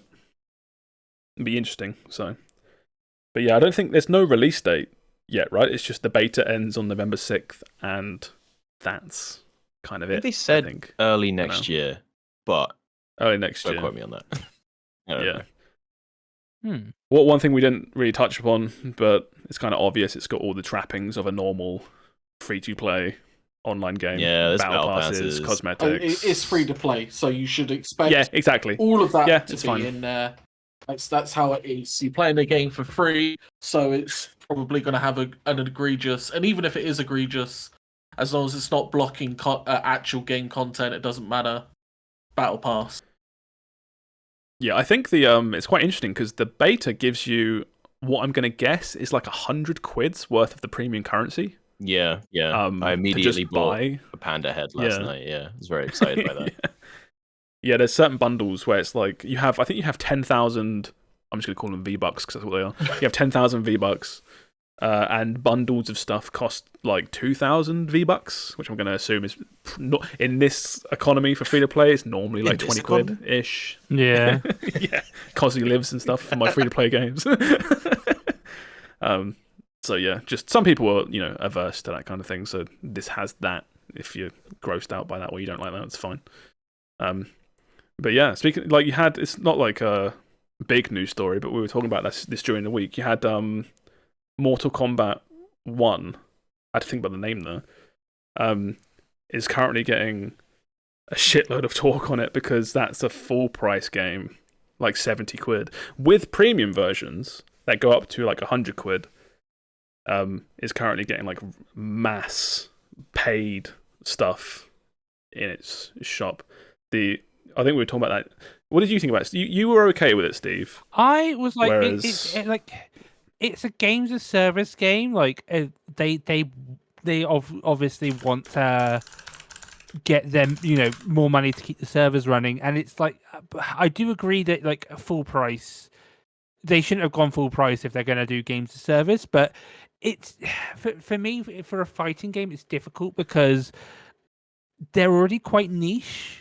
So they're not gonna have the biggest player base in the world. I know Street Fighter did incredibly well recently, but it's also I don't think we've had cosmetics for fighting games and stuff, but I think it's relative. Like how many people are going to buy cosmetics in the fighting games? I would, if I had to guess, Fighting games are probably some of the most like you a lot of people will just mod in cosmetics. Like, wasn't there this story in Street Fighter of a controversy about Chun-Li in a tournament like in August or something, hearing about clothes because people mod in outfits that they want. I forgot that. Yeah. So you don't need, people are less likely to already buy the in-game cosmetics because they just mod in the cosmetics they want anyway. Well, I think that's predominantly PC, right? Whereas fighting games are really weird. Fighting games are very similar to like Call of Duty, in that the biggest bulk of their player base is on console. So yeah, you can mod stuff into Street Fighter and stuff, but 90%, I pulled that number out of my ass, 90% of the players for Street Fighter are going to be on PS4, PS5. Yeah, console. Which you can't mod, obviously, is the point that I'm making. Yeah, I can see that. I think it's also, I think Sam mentioned it as well, where Mortal Kombat sells millions. It's one of the fighting games that kind of stood out from the others. Less so now that Street Fighter 6 is insanely popular. But before then, it was always like fighting games didn't sell well unless you were Mortal Kombat. Yeah. There was something about it that made it sell loads. But the bulk of that player base buying that game aren't sticking around for the online for like more than a week. If at all. They play the story, they do some single player stuff, and then they shelf it and go back to whatever else they're doing, And I think, like I said, I think Sam put it best, where it's like the people that stick around for fighting games are already such a niche group of people, and it just feels, to me, kind of gross to squeeze this already very generous, very loyal player base of like more money when the people that have stuck around for Mortal Kombat that are still playing right now, Mortal Kombat 1, are probably the people that were buying those premium editions and ultimate editions that cost like £100 to get the game. I don't know, it's just it's a weird one. I get that other games do this. Like, it's not abnormal for a full price game to also have cosmetics. Like, I get that, but for some reason, just being in a fighting game, trying to sell you a fatality for Halloween, just for some reason feels really shit. I think you said it best. I think it was you saying how like all limited time events, they've become less about having like a fun game mode or a quirky thing, and it's more about just selling you their limited time pumpkin cosmetic. Yeah, and that's not just this; that's everything. Yeah, that's now. everything. And DRG got my Halloween cosmetics. It's understandable because games do need to make money, but it's just like, can you also add in like the fun stuff as well? Like, give us some stuff in game and then some stuff in the cash shop, or it's a weird one because it's a bit like I like to think of it like the YouTube ad controversy at the moment, where they're blocking a lot of ad blockers, and people are complaining that like, oh, now you're getting YouTube ads. You have to have like the YouTube ads and stuff, and the YouTube ads are quite aggressive. But it's just because we've had people for the longest time had no YouTube ads, and now all of a sudden they have to, and it's like, oh, it feels bad. And I think it's the same with cash ups, where it's like sometimes games do actually need to make money. Sometimes they are being greedy, but like it's like a necessary evil, Well, it's like, I get what you're saying. I just feel like there's a line. Yeah, that's just true. It's really easy to not cross. Yeah, I do think that everyone's testing where the line is right now. It's the same back to the AI voices in thing. Like everyone's testing like, how far can we push AI? Like the boundaries have not been fully set yet. But yeah, it's like testing the line, like you say, where it's like Mortal Kombat has never really had a paid fatality before, right? So it's like, let's give it a try. Oh, everyone fucking hates it, right? Back up a little bit. Back. Push that back 5 years, and we'll try again. Yeah. They complained about the fatality, but not the skin for a tenner that we released. So the skin is fine. Yeah, apparently the skin is fine. Just the not fatality. Yeah. Right? Okay. Yeah, I get it. I think it's just like, I'm just getting sick of like you said, it just feels it feels like the relentless war to get my money out of me, even though I've already bought your Yes, yeah. game. Like I get like you said, I get it. Free to play games, they have to make money. Like there's a certain amount of like, okay, you're gonna show me the store every once in a while. That I get it. That's fine. But like paying full price for a game and then it just feels so greedy these days. Look at this cool shit that you can't have, Yeah. despite you just buying this game for 70 quid. Yeah, I've been going through yeah. it with Diablo recently because I didn't want to talk about it, but I've been playing a bit of the new. I don't want to talk about it, but I've been playing a bit of the new Diablo season. Good, because I want to hear about it. Which is which is okay. But it constantly pushes these like it's like, oh, nice cool armor chump, but what if you had this, and then it shows you something way cooler than you can ever get in game, and it's just like, yeah, it's just exhausting after a while. It's like, come Yeah. on. and that's another full price game. Exactly. Cost, I paid. like- I didn't pay for it, but most people did. or everyone within my social circle, I'm pretty sure, paid like 80 quid for it to play it 4 days early. Yeah. Yeah. Thank you So, very much. yep. Yeah, I remember, like, I think it was well over a year ago, we were having discussions of, like, battle passes in non-free-to-play games. And, I mean, there was a time when we didn't like battle passes in free-to-play games. You know what I I mean? don't like battle passes now. I hate that the FOMO of them, because it's like Yeah. like if you get like a Halloween event, like it's like, oh, the skins will be back next year in the cash shop or whatnot. That's fine to me. The battle passes are some games are like, oh, you didn't play the season 1 battle pass, this is gone forever. You can never. So it just feels like now we've gone from almost like predatory cosmetics into predatory limited time cosmetics that you have to like still play the game every single day to even stand a chance to get, too much. I think It feels that's like, the one that winds me up is people getting precious about digital goods, where it's like, oh, we can't give that back to the people. It was in the season 1 battle pass, and it's like, who gives a fuck? Yes. Like, well, Yeah. Jesus Christ. What are Battle we passes doing? now. Battle passes feel like there was that time where loot boxes were hot shit. We, Overwatch came out and introduced loot boxes to a lot of people. Not to say they weren't out before. Like mobile gaming has had gacha for fucking decades, right? Yeah. But it was new to the AAA scene of gaming, and it was really cool. And then they got more predatory, and they got really out of fashion.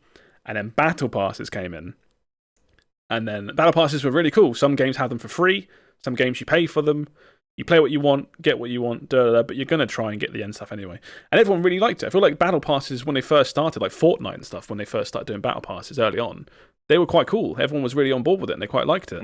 And now it feels like battle passes are at that point that loot boxes were at, where we're kind of...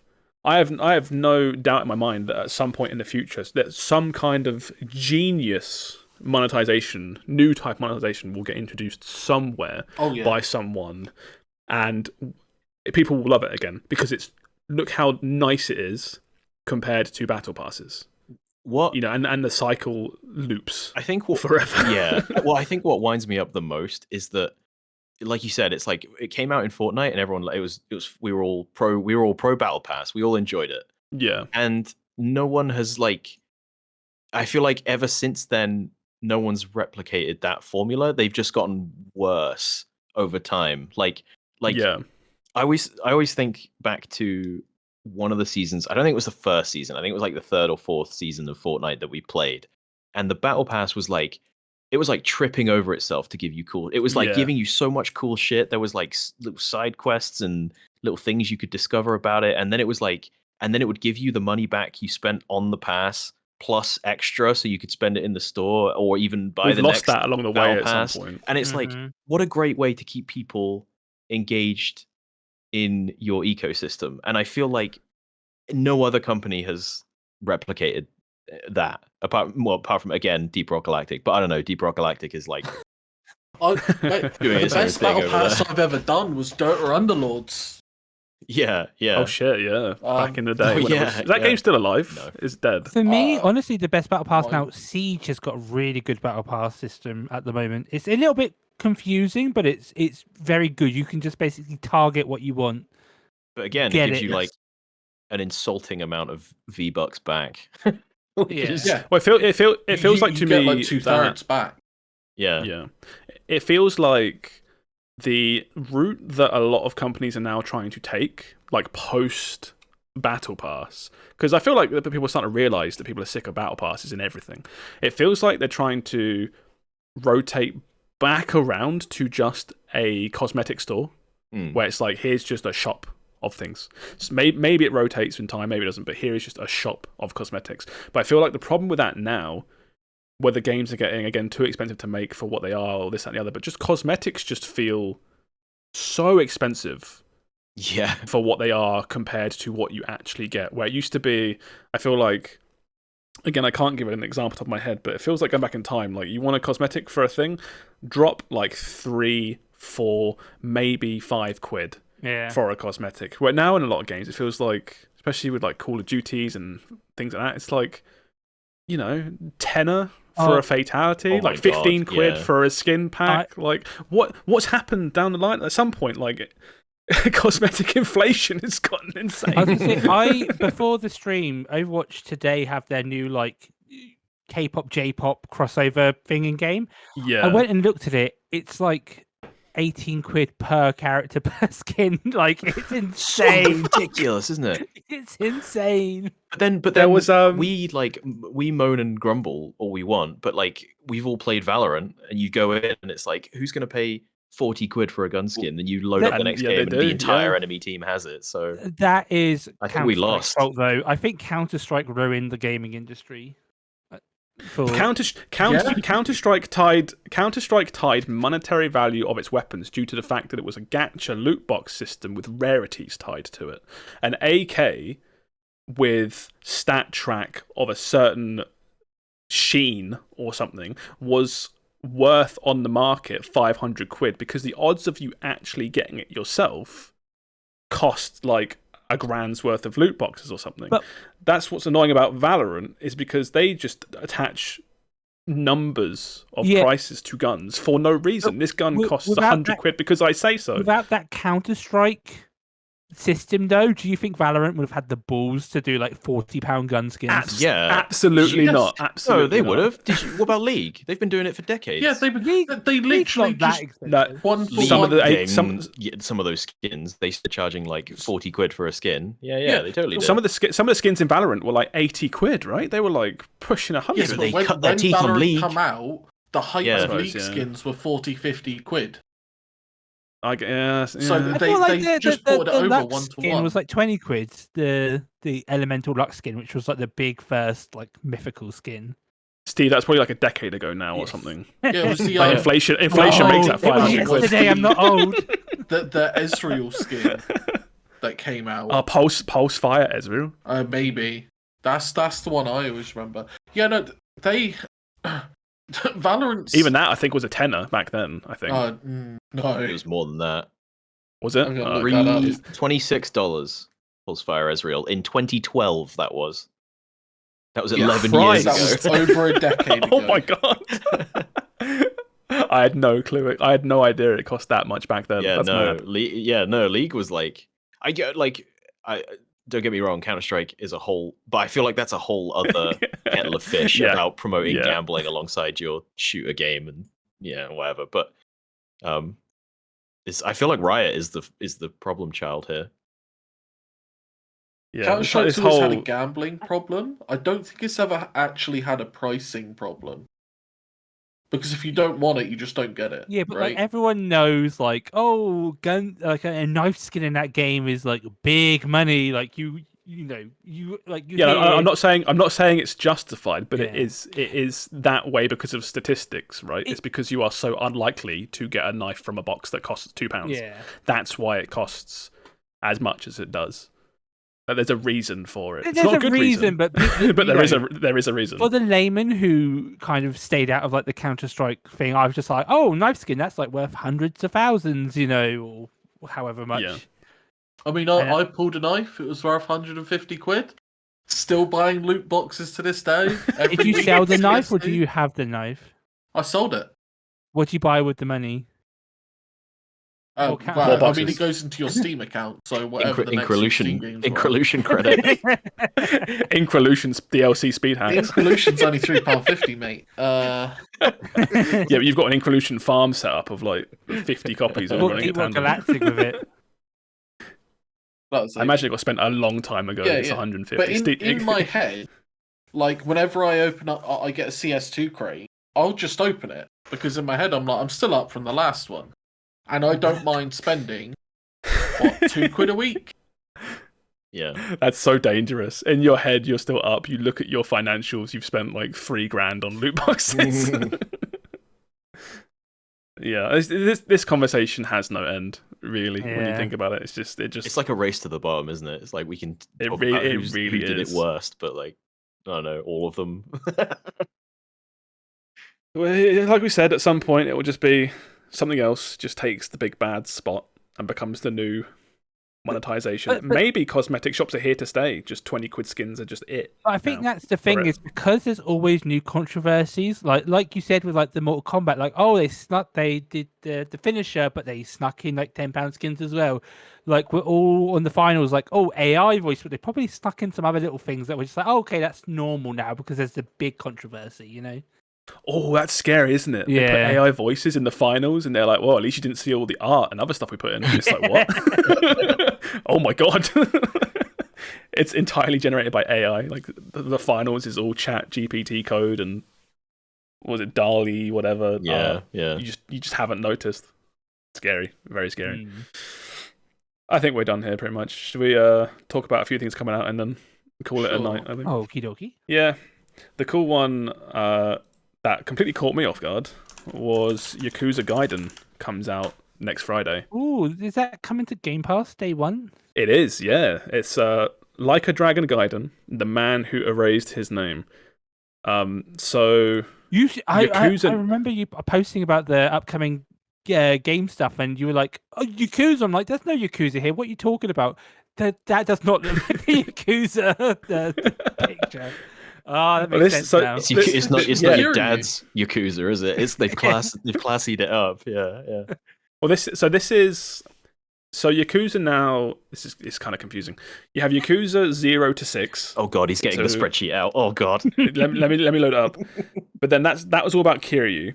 But then the last one that came out, which was Yakuza 7, they've renamed the series to Like a Dragon. So Like a Dragon, which came out, how old is it now, Sam? Like a couple of years old? Yeah. Like a Dragon. That was on Game Pass as well. That has a new protagonist called Ichiban, I think. But that is Yakuza 7. And there's another one coming out next year called Like a Dragon Infinite Wealth. That is Yakuza 8, essentially. But this is a weird one.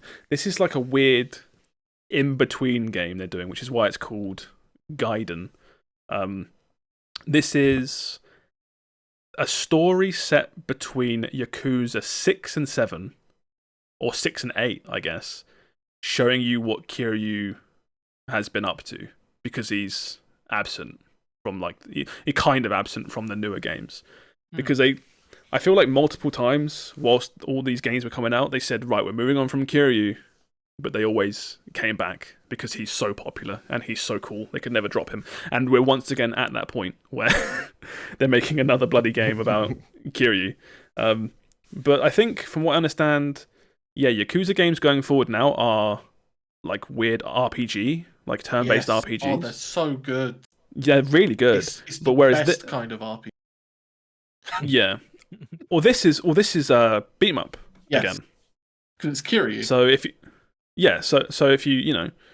you miss that type of gameplay, this is it. Like, I'm really excited for this. Just anything with Kiryu. I love that character so much. He's just so awesome. I've played. I think I've played 0 through to 5. I never played Yakuza 6. I should at some point. I've played all.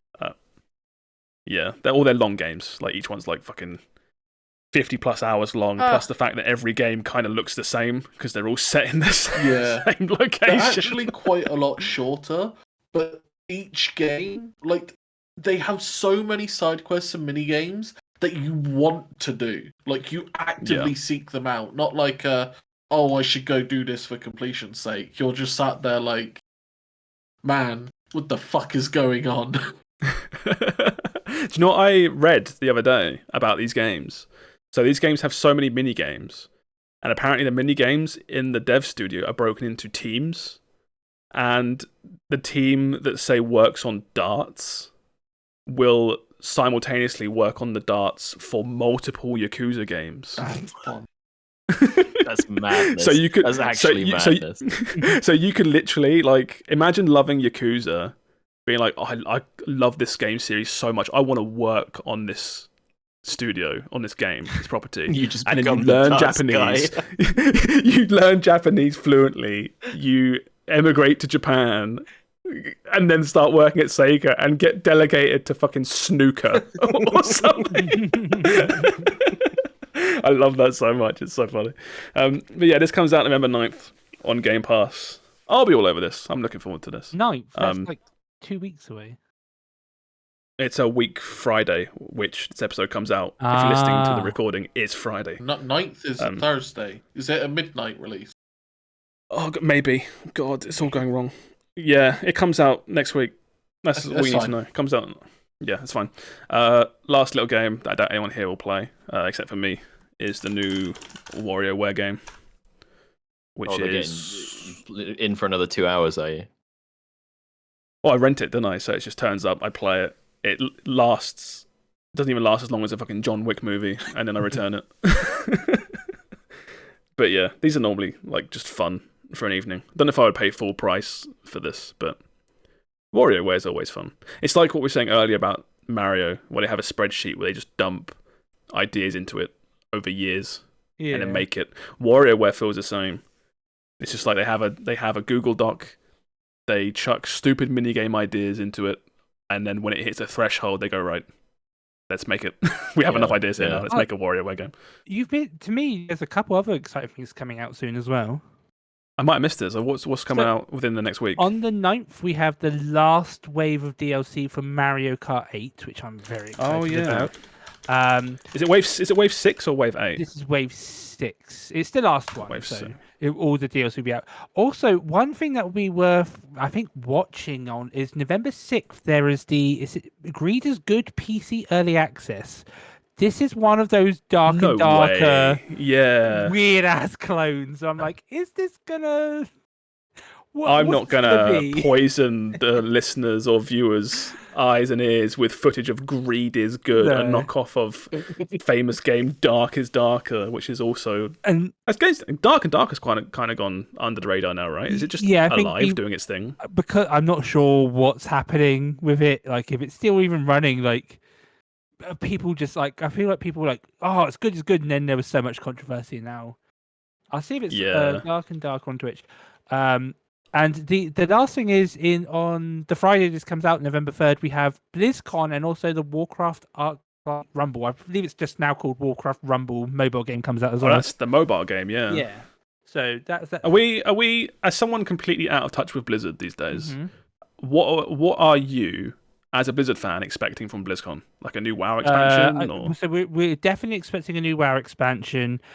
I don't for Overwatch. I think we're just going to get the normal Hearthstone, just the normal. Maybe a new StarCraft. I don't know. It doesn't look like because no way. StarCraft is dead.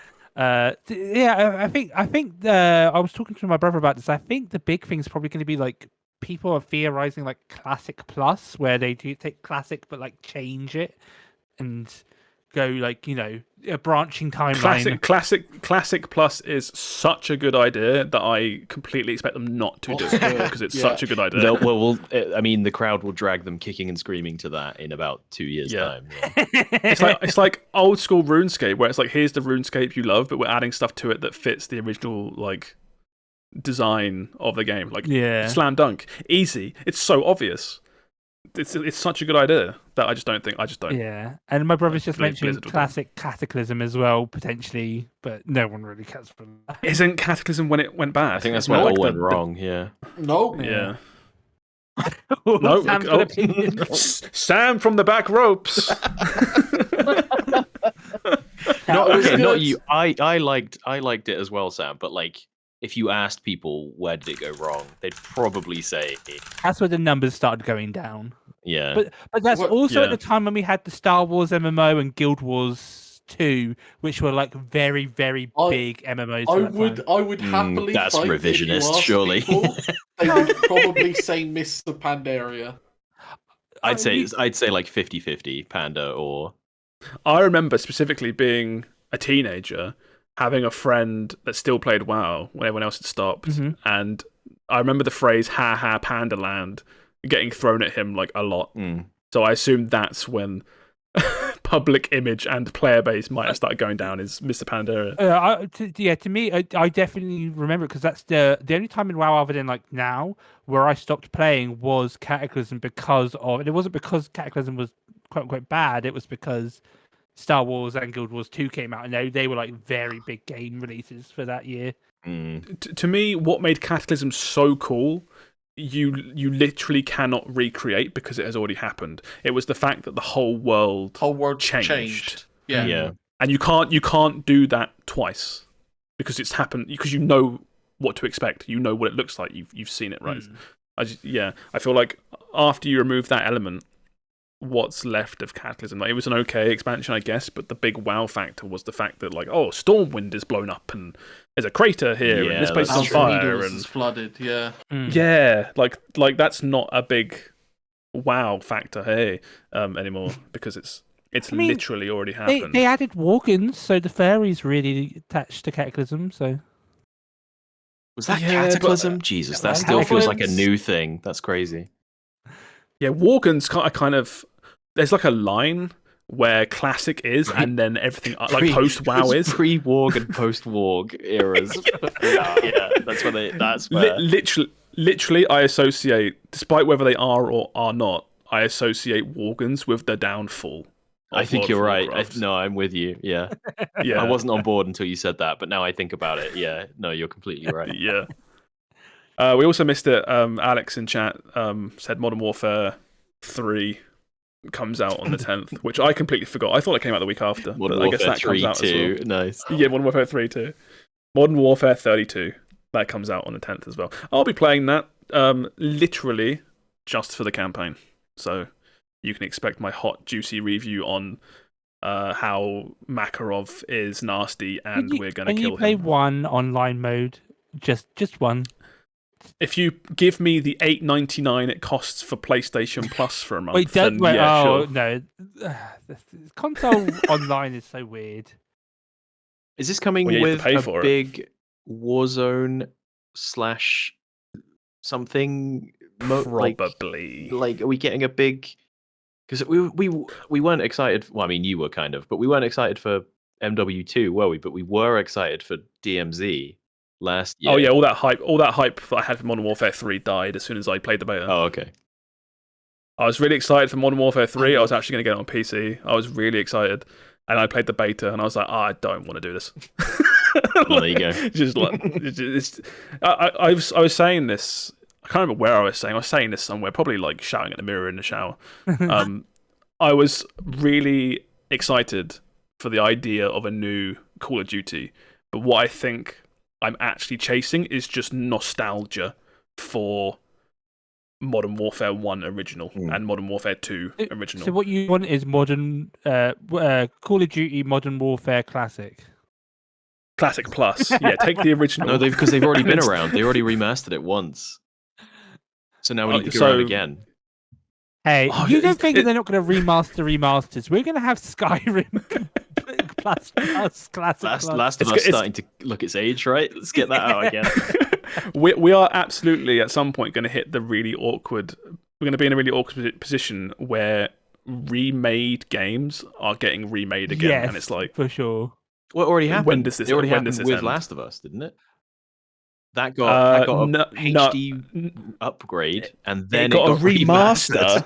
it got a remaster, and then it got a remake. Honestly, so I think I can't it's not wait. The same. I think we'll see this immensely whenever they do Ocarina of Time, like brand new, modern systems and stuff. Already been remastered. It's already been remastered, but when they remaster it again is when it'll be. I'll only let them do that if they Red and Blue. Oh yeah, true. Yeah, I'll only let them remake Ocarina of Time if they name it what you just called it, Steve, which is Ocarina of Time Modern Software Systems and stuff. Like, that's the full title. There's some in there too. Modern systems. It's got in the title. It's got the emoji doing the face. I just like the idea that there's got to be probably multiple at this point meetings at Blizzard where they're like, do we go around again? Do we just go around again? What's our plan here? We can't just make modern WoW remastered. Where does it end? There's a big lever in the corner of the main meeting room, and it says on it, World of Warcraft Classic. And you're not allowed to pull it unless shit gets really It's dire. like who's the guy in charge now? Pete Hines? Is that his name? Oh no, Peter Molyneux in charge, and he's got the big like tracer vest on, and any moment he's just gonna hit it and just go back to classic WoW again. Yeah. On the other side of the room as well, they've got World of Warcraft 2. Yes. Oh god. There's two levers, and there's like an intern just like sweating every time he walks past it. Yeah. Yeah, it's one lever that goes in one of two directions based on which way you pull it. It's either classic or World of Warcraft 2. I hope that if they announce it at BlizzCon, they be like, you thought you want classic, but you actually didn't. You wanted classic plus. Here you go. It's just occurred to me that what's more than likely that, like we were talking about StarCraft, right? Mm-hmm.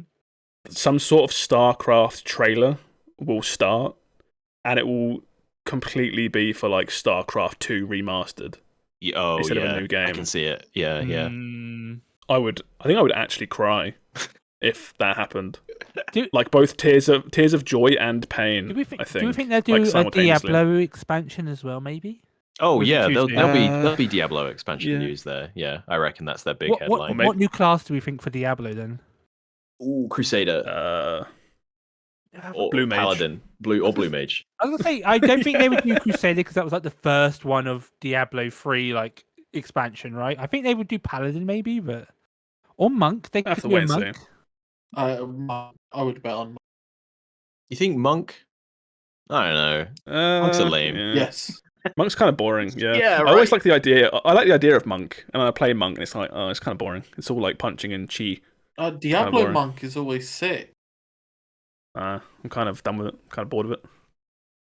Well, if you do want any hot, up-to-date BlizzCon news, I'm sure you can probably find it on Steve's Twitter because you tweet a lot, don't you, Steve? Yeah, sometimes. Or should we do some socials and then wrap this up for the evening then? Okie dokie. Yeah, thank you for listening, everybody. We're gonna put a lid on it here. Call it a night. Let's do socials. So yeah, try to segue nicely into your Twitter, Steve. Where can we find your Twitter, formerly X? My Twitter is at Quikwix. It's Quikwix. Why are we doing Twitter shout-outs? Well, I remember you saying, it made me feel awkward now. I remember you saying on your stream that you try to tweet a lot and you want more. No, I was saying how it feels bad that I try to grow my Twitter, but it feels like Elon is ruining it and no one wants to be on the platform anymore. So. Elon is specifically looking at your account, laughing like, maniacally. That was a mistake. Get involved. He bought Twitter for like 44 billion just to shit on Steve's account. Who wants to plug shit? Go on. Anything else you want to plug, Steve? I guess my stream. It's Quikwix on Twitch. It's Quikwix. I stream UK mornings, and I might stream a live reaction to BlizzCon maybe. So that'd be fun. Yeah, I'd watch that. You can't find me anywhere. I don't do anything these days. I really have been thinking about doing like a Twitter again, but it's so demoralizing. What does that mean? Whole, like Elon thing. Yeah. Today's world. What does that mean? Doing a Twitter? It means you might go on Twitter and like my tweets.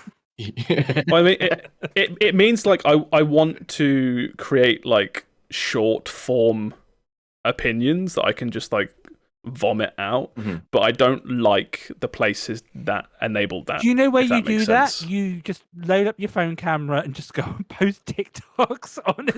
You write it on a bit of paper and then you shove it up your ass. That's what you do with your feet. Yeah, wipe your ass with it and flush it down the toilet. Where can we find your hot wipings, Will? I don't know. You know what? Not on Twitter, he's a bot there. I tweeted a couple times. Oh yeah. I was good. I always feel so stupid tweeting. I'm like, who cares? Who cares what I have to say? Like, what? Who do I think I am? Shit, that's the thing. Quite a lot of people. What am I, like fucking Will Smith or something? No one cares what I think about Diablo 4 or whatever. Please don't slap me. And Sam, where's your stuff? Yeah, I'm about. You'll find me in Steve or Will's stream. Just dotted around randomly, Professional podcast. like a Where's Wally? Yeah, like a Where's Look for pops up in the background. Yeah. I'm always there. This is the Pennies guy. People always ask me, where does Pennies come from? It's Pennies, this man. guy. All right, this is going nowhere. Bye, everybody. Bye. Goodbye. Bye.